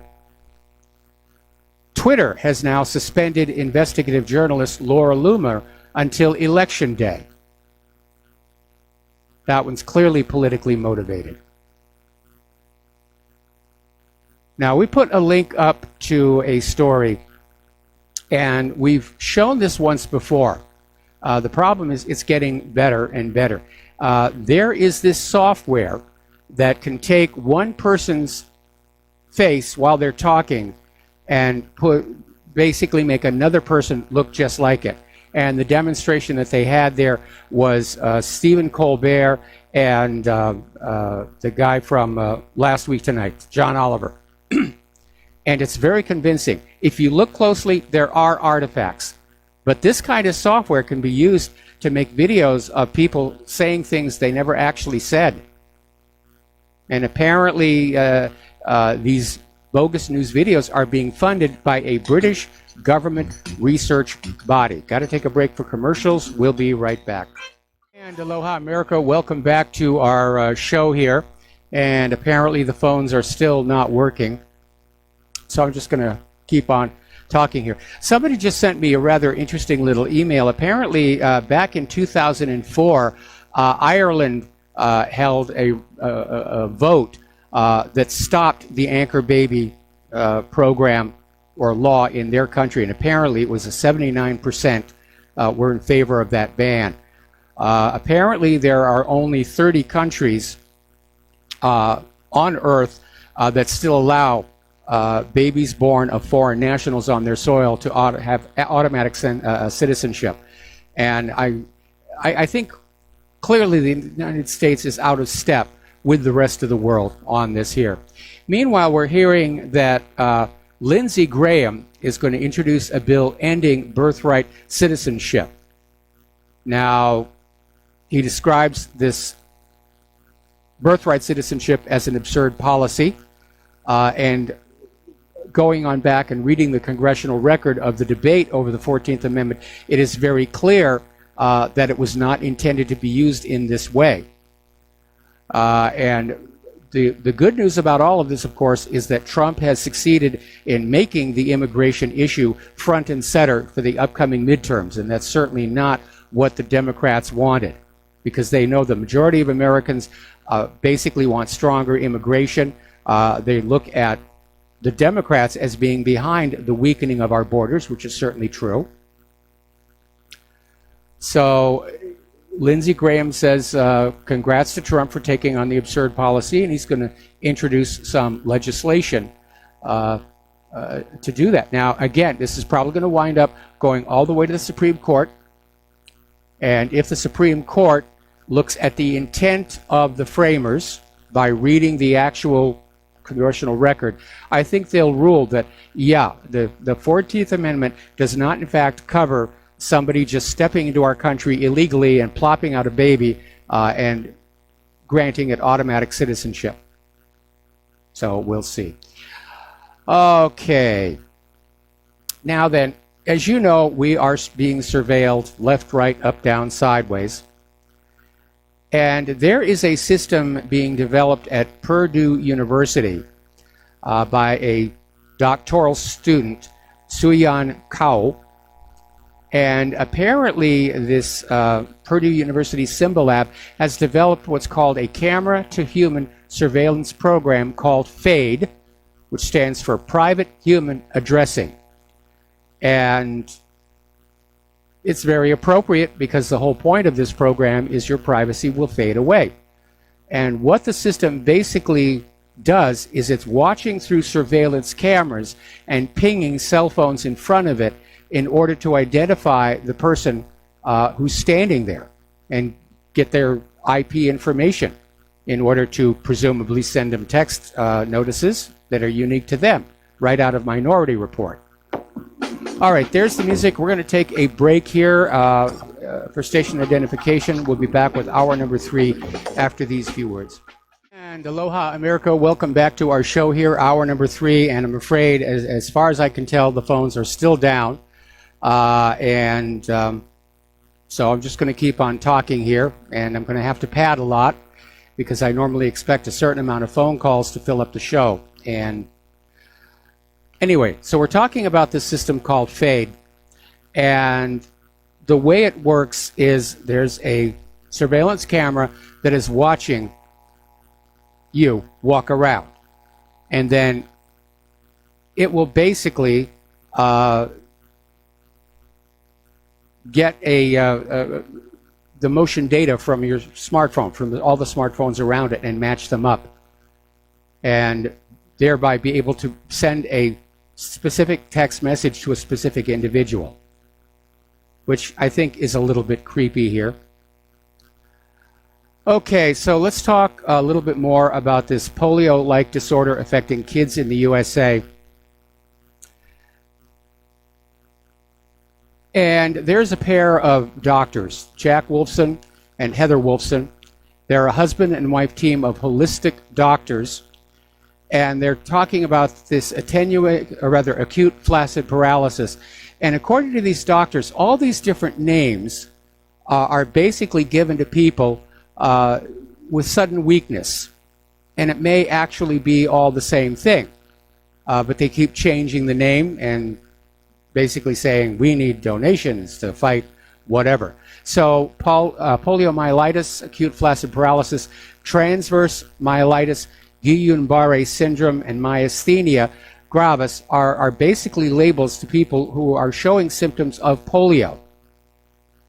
And in fact, they're theorizing that Franklin Delano Roosevelt's polio may have actually been Guillain-Barré syndrome and could have resulted from a vaccine or from exposure to pesticides. What is certain is that the oral polio vaccine itself is a known cause of whatever you're going to call it, polio or acute flaccid paralysis. And the vaccine has been withdrawn from the U.S. markets, but millions around the world are still being given it. Now, when this problem first surfaced, when doctors started saying, I'm diagnosing polio in this kid, and the medical industrial complex came on back and said, well, you can't call it that because we're going to get sued for that polio vaccine. So make up a new name and don't talk about anything related to polio. They were afraid of the lawsuits, or at least the lost business here. Now, it's nice to hear once again from Robert F. Kennedy Jr. And again, I'm disappointed in Trump because he was going to look into this issue. And I think he's got a personal stake in vaccine safety. And I'm not going to go into details. You can probably figure out what I'm talking about. But he dropped the ball on that one. And in theory, the Vaccine Safety Commission is still in existence under the control of Robert F. Kennedy Jr., but if they are accomplishing anything, it certainly is never going to be reported on the corporate TV news because they're dependent on those glitzy, expensive, well-produced pharmaceutical commercials. So anyway, Robert F. Kennedy Jr. and Del Bigtree, who was producer of the suppressed anti-vaccine documentary Vaxxed and the Informed Consent Action Network, filed a lawsuit, and they demanded the relevant government records proving that all federally approved vaccines had been tested for quality over the past 32 years.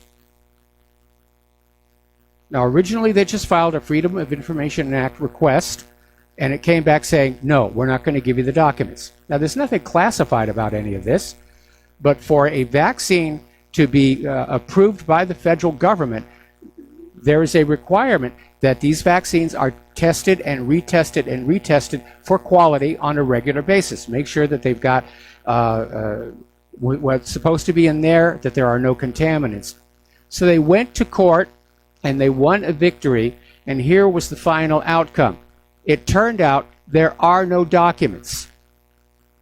The government has not, in fact, been testing the vaccines. They just ignored the legal requirement.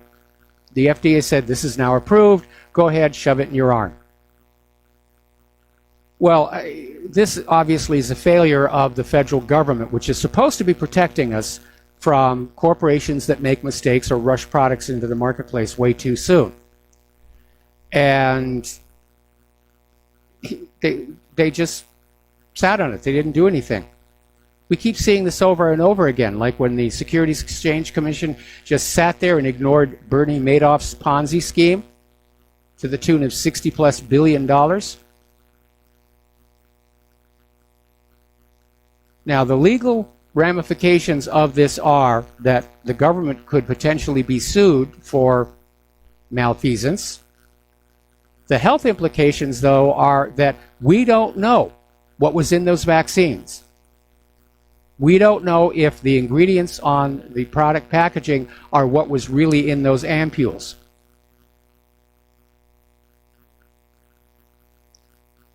We're going to do a shout out now to our on-air affiliates who are just now rejoining the network. So we don't know what is being shot into the arms of our kids. We don't know if there's something harmful in there. We just know it's a big money maker, and they just keep pushing this on and on and on and on. Sometimes feels like the world is going crazy, like too many people are on prescription antidepressants here. Okay, out in California, or Cucafornia, I'm going to start calling it there, apparently second grade children were actually exposed to a drag queen who was labeled as an historical leader to celebrate. Now, this all started when California passed a law which forced schools to include pro-LGBT historical leaders. And so, in typical Cucafornia fashion, they jumped right in by propping up a drag queen man with a criminal past. Now, these are 7 and 8-year-old kids. And I think the parents would be very upset about this, but apparently the textbooks out there are pushing the LGBT agenda. They're from Pearson Publishing, which was the company behind Common Core. And I remember when Common Core first came on out, and teachers were literally being told, do not let the parents see the textbooks. And as I've mentioned before, for a while we used to have a neighbor who was out here in Hawaii helping the state implement Common Core. And she eventually resigned, went back home.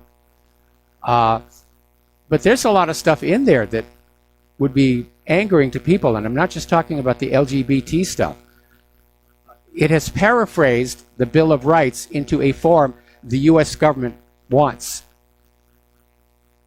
It's teaching kids that rights are granted by the government and can be withdrawn at any time, which is not what is in the original Bill of Rights. The Bill of Rights recognizes pre-existing rights the government may not intrude on. One of the worst abuses was their rewriting of the Second Amendment to say that you're allowed to keep and bear arms if you're in a government militia. Okay, all right, I have just been told that the phones are now working, so 800-313-9443, 800-313-9443, so we're good to go here. Whew, down to the wire on that one. Over at NASA, they are finally coming to terms with the fact that they're never going to see or contact the Opportunity rover again. It's been out of contact for 4 months ever since that major dust storm was encircling the red planet. Now the skies cleared mid-September, but in all probability it left a lot of dust on the solar panels, and so they're going to stop trying to contact it probably end of this week. And that's always a very sad experience for the flight controllers when a mission comes to an end. Because you work that hard on something, you kind of get attached to it here. Again, coming from NASA, their Parker Solar Probe is now closer to the sun than any spacecraft has ever been before. And it surpassed the previous record of 26.6 million miles set by Helios 2 back in 1976. And of course, it's going to fly closer and closer to the sun until it flies through the corona or outer atmosphere for the first time next week. And they're hoping that it will get within 15 million miles of the solar surface. Okay, and once again, the phone lines are open, 800-313-9443.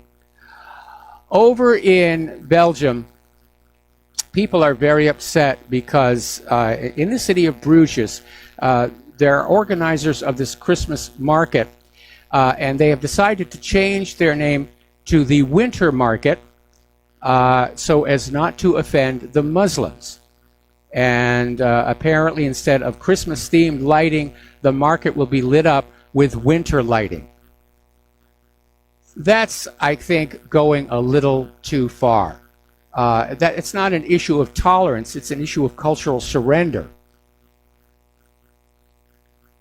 And I remember a few years ago, I saw the same thing going on here in the United States, specifically around the holiday of Easter, where there were bags of these plastic eggs that you were supposed to fill with treats to hand out to the kids for Easter egg hunt. And I noticed that there was no symbology on the eggs that had anything to do with the holiday or traditions of Easter. Yeah, they had teddy bears and stars and all kinds of things like that. But I think somebody complained because the following year it was back. Here's what it comes down to, and Teddy Roosevelt said it best. If you want to come to this country, welcome. But understand you are living in the United States of America. We have our ways of doing things. We have one language, which is English. We have our set of laws that must be obeyed.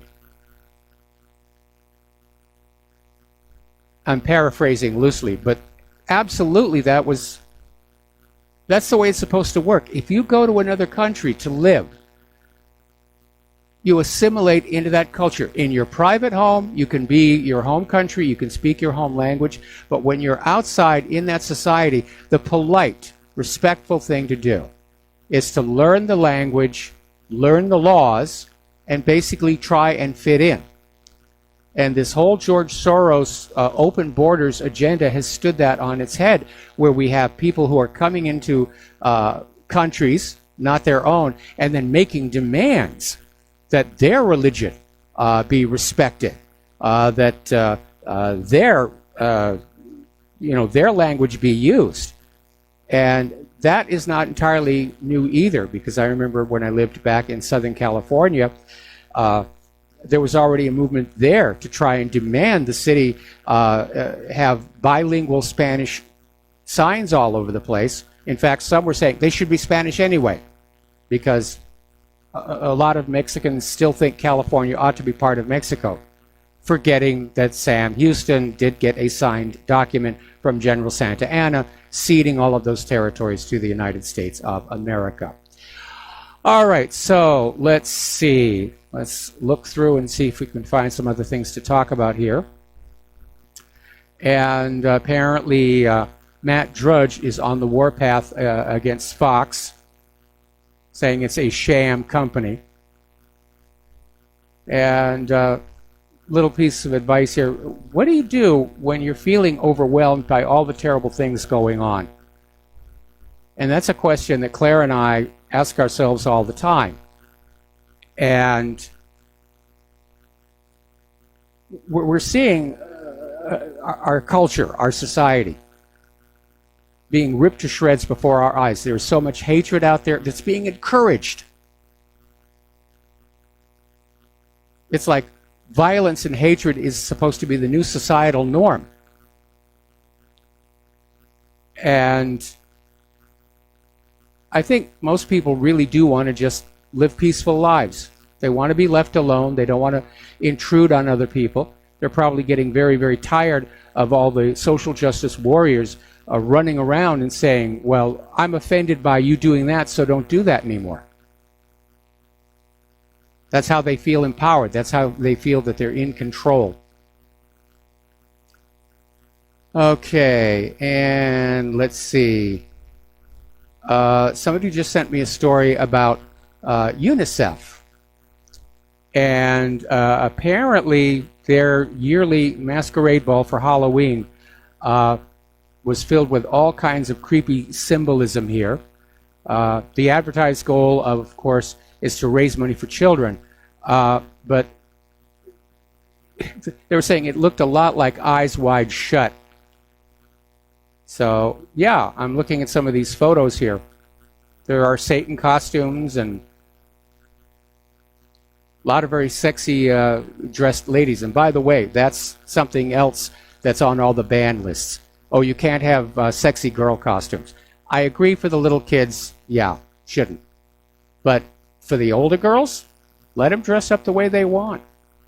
Again, it's supposed to be a holiday. You're supposed to enjoy yourself. You shouldn't have to be running around the costume rack over at Party City trying to say, who am I going to offend with this one? Who am I going to offend with that one? I keep thinking back to that Australian comedian. You know, go ahead, be offended. I don't care. So we're a nation of people who are just way too thin-skinned here. Okay, getting on back here. Talked about Laura Loomer, suspended from Twitter. Apparently Canada is still planning to welcome back the white helmets from Syria. Okay. And once again, the phone lines are open, 800-313-9443. Apparently the Air Force is actually considering rocket launches to move cargo around the globe. And I guess the idea is they want to get the cargo where it needs to go a lot quicker than current technology allows.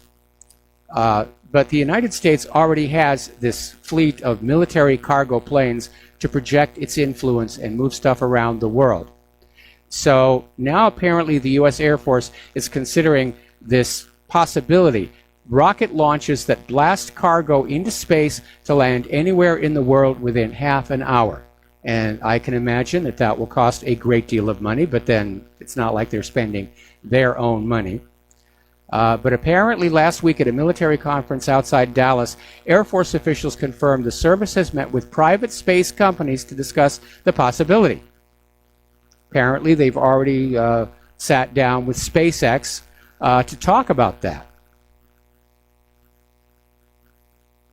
And apparently Blue Origin and Virgin Orbital are also looking to get into this business, to get all this cargo around the world. Okay, let's see.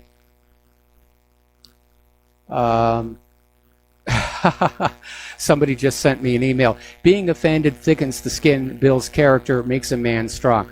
Well, when I was growing up, it was always sticks and stones may break my bones, but words can never hurt me. We were raised to just not care if other people said bad things about us. Alrighty. Okay.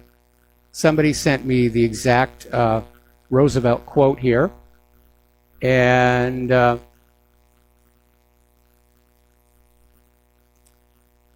apparently, here we go.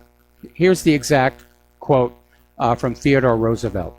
We should insist that if the immigrant who comes here does in good faith become an American and assimilates himself to us, he shall be treated on an exact equality with everyone else. For it is an outrage to discriminate against any such man because of creed or birthplace or origin. All right, I'm going to read you the rest of this when we come back from this commercial break. And again, phone lines are open again, 800-313-9443. We have callers on the line. Hallelujah. We'll be right back.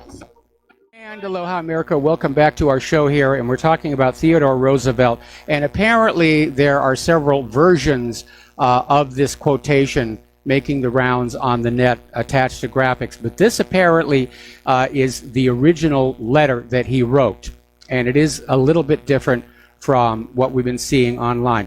We should insist that if the immigrant who comes here does in good faith become an American and assimilates himself to us, he shall be treated on an exact equality with everyone else, for it is an outrage to discriminate against any such man because of creed or birthplace or origin.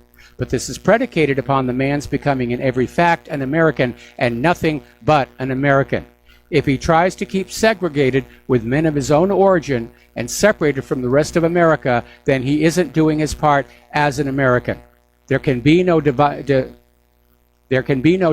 allegiance here. We have room for but one language here, and that is the English language. For we intend to see that the crucible turns our people out as Americans of American nationality and not as dwellers in a polyglot boarding house.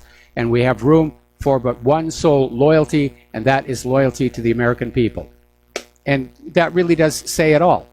Okay, we're going to take some phone calls now. I'm so glad the phones are working. Terry in California, aloha. Welcome to the show. What's on your mind? Hey, Mike, you just said loyalty to America, and that excludes the Zionists that put Israel first and all the rest of the second. But what I really wanted to say is you're a proponent of legal immigration, and I would submit from the stories I've heard that whole system is corrupted as well. I mean, we're looking at these caravans coming up, and we should, but it's one little drop in the whole immigration thing that has got some real problems. So we need some people looking at that normal immigration system and, see what's going on there, because I don't think it's all up and up like you might think it is. And, well, I imagine like anything else in the government, it's open for corrupting influences and political pressure. In fact, I know for a fact it is. But it's still better than just opening up the borders and letting people who are carrying bombs and guns and contagious diseases pour on in. Absolutely. But we ought to start looking at the legal thing too, because that's corrupted as well, and we need to straighten that out. So, and the other thing you said the other day that kind of disturbed me a little bit. After the country comes down, you're going to have a constitutional convention, and that kind of scares me. Anybody talks about that kind of scares me. What's wrong with the one we got, and just making some laws to clean it up a little bit where it's not abused? Well, I think when the country comes on down, I think the very first thing the American people should say is that all these former career politicians and officials are not allowed to be part of the Continental Convention. Absolutely. Absolutely. But, I mean, you want to start over from scratch, with a Continental Convention, Constitutional Convention. Is that what you're saying? No, I'd like to start with our current Constitution and the first 13 amendments. I think that's a good starting point because it reestablishes the republic as it was intended to be. And we're probably going to have to add some other things in there to basically set in stone certain things like campaign donation limits. We need to learn the lessons from the last 200 some odd years of things that were obviously overlooked by the founding fathers. They were great men, and they came up with a really good idea for a completely new way to run a country. But in hindsight, they did miss a few things. And we know now, of course, that while they intended for the 14th Amendment to not apply to children of foreigners born on our soil, it wasn't clearly written that way. And in fact, to be very brutally honest, if you read the Constitution as it was actually written, you will spot there are occasional grammar mistakes. So they did make a few goofs that we need to correct. Okay, I'll go along with that scenario. Okay, Mike, thanks. I appreciate you letting me make my point. All right, thanks an awful lot. We're going to let you go. We're going to switch over to Mark in North Carolina. And Mark, I'm probably going to have to take you through the next commercial break. What's on your mind? Mark, are you there? Hello? Yeah, I'm there. You hear me? I hear you now. Okay, yeah. What's on my mind is Whitey Bulger. I disagree with you, what you said about him being an FBI informant. No, he was the actual agent in charge of the Boston office of the FBI while he was there. And you know who his consigliere was? It was, what's his name? It was our friend, Mr. The special prosecutor there. Mueller. Well, that's a very, very interesting theory. And I think we're going to end the call on that point here. It's an interesting theory. We've got to take a commercial break, and we'll be right back. And aloha, America. Welcome back to the show here. And before we get back to the phones here, Fox News is running the story about Hillary Clinton saying mixed signals, where she says she wants to be president, but she doesn't want to run again, which I think it doesn't work that way. All right, let's go back to the phones here to Dustin in New Jersey. Aloha, Dustin. Welcome to the show. What's on your mind? The republic for which it stands, not the empire, Mike. That's the difference. We're not America anymore. I keep saying it. We are an empire. That's what people don't realize. Yes. It's not what the founding fathers envisioned, because George Washington and the founding fathers fought an empire. The British Empire, we've become what we fought against. How sad is that? Yes. And no matter, Mike, I hate to say it, there's got to be some kind of new laws set up because human beings, the power-hungry ones, will always be around, always until the end of time, right? Yep. Since the caveman days. So that's all I needed to say on that. And, Mike, I want to talk about Trump. Trump's worth a couple billion, supposedly. Is he going to pay for the tents that he's setting up for the refugees? No, I think the open borders people should be made to pay for those. Yeah, because, there's a lot of homeless vets out there that don't have any tents. They're sleeping out on the street. Yep. So I wonder if they're going to get hot meals given to them and all these other things. It's amazing, Mike? All these groups can bring the refugees in. They pay for them. They gas for the trucks to bring them in. But none of these people are around at all when it comes to the homeless vets or the homeless people on the street, right? Exactly. They're not. Hollywood's not around for them. They don't care. Can you hold me over? You've got a lot of time ahead of you. Oh, I thought I heard the music come. Mike, and I just wanted to say one more thing about did you hear about the Admiral Kuchanov incident where they're retrofitting it and the walkway gave way around the ship and the crane fell on the top of the flight deck of the aircraft carrier in Russia? Oh, no, I hadn't heard that. That's a bad mistake. It's a floating dock. They had a power issue, and I guess the floating dock, it sinks down, so I guess it pumps water in or out of the dock so it goes down below the ship line. Yes. And something happened, but the crane fell across it. There's a hole in the flight deck, but I mean, it's being retrofitted. It's already been moved to another dock to get fixed, so, but it was going to be out of commission anyway, so, but they don't know the extent of the damage yet. But most likely it'll be repaired and, sent on its way. But, yeah, I don't know I still don't think they should have more than one aircraft carrier because, aircraft carriers are a sign of an empire, basically, right? I mean, because they project power, Well, Russia doesn't. Again, I think that would be debatable. I mean, certainly the United States has more carriers than any other nation, especially of the so-called super carriers. But I think Russia right now and China and a lot of other countries are saying the U.S. is taking the world to war. We'd better get ready for it now and not get caught off guard. And China knows this because did you see Xi Jinping? He's telling them to get ready for war. Yes. And as the president of China saying that, not me. Yes. So, and then one more thing, Mike, real quick about Angela Merkel and Macron.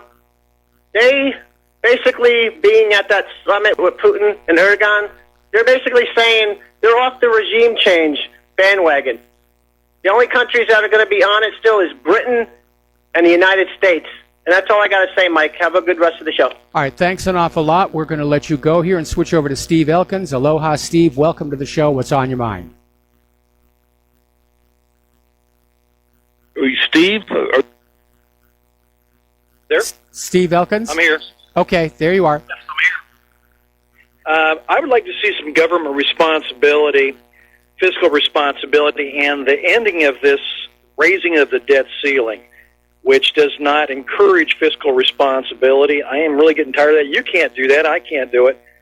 We can't call up our creditors, Visa, and say, hey, up my maximum on my Visa card. I'm getting a little tired of this whole, well, we'll afford it by just raising the debt ceiling. And I'd like to see somebody step up to the plate on that issue. Stop this nonsense of raising the debt ceiling. It doesn't encourage any kind of responsibility, economic responsibility. I'd like to see somebody finally step up and do something about that. Well, Ron Paul was trying to make that an issue, which is why they worked so hard to get him out of the race. Yeah, that's it. I haven't heard anybody else other than Ron Paul. That's it. Yeah, well, I mean, basically, 100 years ago when they created the Federal Reserve, the U.S. became trapped by that debt. And the reason there's no way out is because, of course, the Federal Reserve and Wall Street are very generous donors to candidates, and especially in an age where there are no more limits to campaign donations, or the limits are way up high. Yeah, Congress is not going to do anything that upsets the Federal Reserve. And the Federal Reserve wants the debt to increase because that way they get more money in the interest payments. And it can't last forever. But the people who are running the Federal Reserve, they just want their goodies today. And, the crash and the problems, that'll be down the road. That's somebody else's problem to deal with. Yeah, I agree. Hey, a prediction on Merkel. Is she going to make it to 2021, or is she going to be out soon, very soon? I think that there may actually be a move to get her to step down as chancellor before then. Right. Yeah, that's it. That's it for me, Mike. Appreciate it. All right. Thanks an awful lot. We're going to let you go. And, yeah, I would say I would not be surprised to see it happen At the same time, she steps down from the leadership position in the Christian Democratic Union. Her opponents might just hold the door open and say, look, as long as you're on your way out, why don't you go all the way out here? Okay, let's go to James in Kansas. Aloha, James. Welcome to the show. What's on your mind? According to the YouTube site, DirtyUncleSam.com, the 14th Amendment was not properly ratified. And Bruce Ray Riggs is the guy that the granddaddy of that website, and he used to be a frequent guest on RBN starting at 9 p.m. weekdays. And it was just signed by the Seward, the Secretary of State, and numerous states voted didn't have the right number of votes for it. Well, we know that there are more than a few amendments whose actual ratification is very much in doubt. And, of course, that was in a day and age where Congress felt they could do whatever they wanted to do, and the ordinary American people were never going to find out about it. Of course, time makes ancient truth uncouth, and Americans are now looking at that and saying that, yeah, there's been a lot of underhanded dealing. But again, this was just after the American Civil War, where Lincoln was trying to basically pull the country back together, and the Southern Democrats basically wanted to keep the newly freed slaves as somehow subordinate, and that was the reason for the Citizenship Clause of the 14th Amendment. Another part of that same amendment is one that also set the stage for the abuse of the states economically, where it says that the validity of the U.S. government debt may not be questioned. See, up until that point, if the U.S. government was spending money that the states felt was inappropriate, they could raise a stink about it. But with that 14th Amendment, yeah, that basically took off all the restrictions, and the U.S. government could borrow and spend and borrow and spend, and the states are forbidden to say anything about it. And the Rothschilds had a big grin from ear to ear. I'll hang up unless I get talk to somebody else. All right, Bye. Thanks an awful lot. And we're going to switch over to Fred in Michigan. Aloha, Fred. Welcome to the show. What's on your mind? All persons born or naturalized in the United States and subject to the jurisdiction thereof. That's crucial. Subject to the jurisdiction thereof. How do you suppose someone is made subject to the jurisdiction thereof? By being a citizen of this country. Yeah, that's a good interpretation. Like when you go into the military, you got a contract, right? Yes.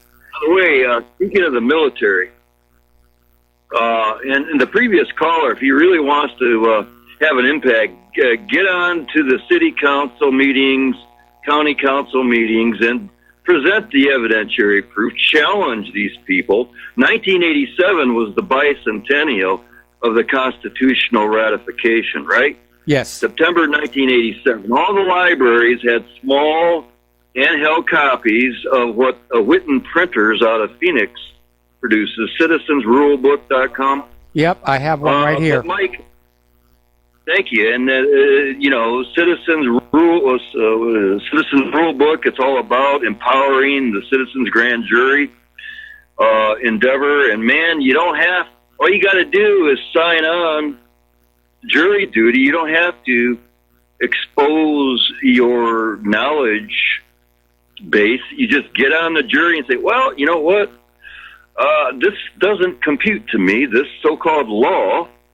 And by the way, the statutory code in all the states is really a conflict of interest, Mike, because it's Bar Esquire attorneys who author or promulgate, administer, enforce, yada, yada.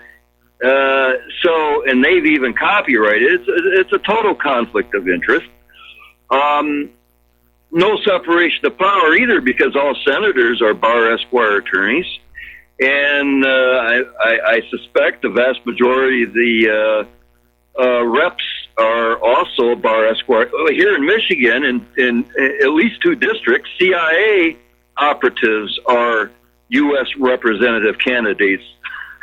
And then, Mike, remember what William Colby was at 75 or 76. He's testifying before Congress, says, yeah, man, we got high-level CIA operatives in the highest echelons of media and academe. We control it all. So as I view what's going down with Xi Jinping and the Chi-Coms et al., there's a site called military.com, and it's 24 December of 2013, 24 December 2013, military.com. Israel passes U.S. military high-tech to China. Yes. And in the documentary called Tricoms Have Taken Over America, this is, Brendan O'Connell thinks very highly of you, man, okay? He's just wondering why you're never talking about Telpiop, man. The Telpiop program, dude, is how APAC, man, it's APAC. There's even on YouTube, APAC, what treason looks like. And with this Ellen Sabrowski, Israel did 9/11, all the proof. Okay? Yes. Okay, so you got these different lobbying groups who are orchestrating, conducting the hijacking, the confiscation of all of our high-tech industry technology jobs over to Israel, and then they sell it off to China and Russia, yada yada. And what do we hear from Trump? They're our enemies, right? Yes. We got to be. Who was it? Bannon and now Matt. Oh, we got to be ready to fight a war on several fronts. Really? Well, who's creating the enemies of us? The real enemy within and without is Israel, man, the government of Israel. And anybody who supports, as I say, Israel, man, like the goofy Christians United for Israel, groupie, baboony brain buffoons, man. Okay, well, let's not get personal here. But getting on back to what you said, it's been a problem for many, many years that, yes, the U.S. will transfer weapons technology to Israel. Israel has been caught many times turning around and reselling it to countries who are not always our friends. And maybe that's the reason why Russia and China don't need to spend as much on their weapons development program as the United States, because the United States is spending all the money to invent this technology, and all Russia and China do is buy a copy of it from Israel. And it is a major problem. And yes, it results with the fact that, you know, we are going up against military peers who have got significant, they've closed the technology gap with the United States. Yeah, man. And what about all the funding? We got to shut it down. Everybody in this audience needs to start hammering away, man, with at least they don't need the money on a weekly basis. They don't need the money. They've got a very powerful economy. Plus, of course, it is illegal for the United States to be sending any money to Israel under the Symington Amendment to the Foreign Appropriations Act or the Glenn Act, which specifically says the United States may not send any aid to any country in possession of nuclear weapons technology that refuses to sign the Nuclear Non-Proliferation Treaty or allow IAEA inspections. Now, everybody knows Israel has nuclear weapons. Mordecai Benunu blew the lid off that quite some time ago. Netanyahu is starting to drop hints that Israel has nuclear weapons at that speech he did at Dimona. Every single penny of your money that is taken by the U.S. government and sent to Israel is a criminal act under United States law. And you know what, Mike? I really believe that Michael Collins Piper final judgment regarding the fact that the week after Dallas, JFK had an entourage directed to Israel to inspect Dimona, and if they discovered they were engaged in nuclear weapons R&D, they're going to shut that whole program down. Well, Ben-Gurion resigned, and JFK had his brains blown out, right? And Collins Piper was told by Israeli arms dealers that, yeah, it was the Mossad that did it because JFK was going to shut off the nuclear weapons program, and they considered that a death blow to the future stability of Israel. Well, there were multiple players. There were multiple players in the JFK assassination, and Israel was one of them. Along with organized crime in the United States, the Texas oil billionaires, and even the Federal Reserve. They all had reasons for to get rid of Kennedy, and by sort of spreading out the assassination amongst themselves, they created plausible deniability.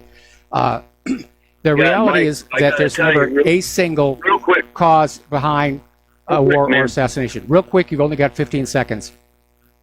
Okay.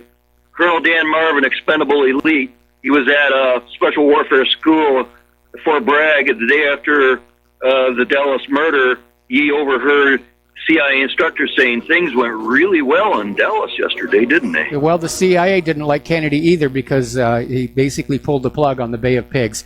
All right, well, listen, Fred, got to let you go. Got 2 more callers waiting on the line. I'm going to try and get to you both during the last segment of our show. And aloha, America. Welcome back to our show, last segment of our program today. We have 2 callers waiting on the line, and I'm going to try and get to them both. Jim in Harbor Springs, aloha. Welcome to the show. What's on your mind? Yeah, how you doing, Mike? Good to talk to you, my friend.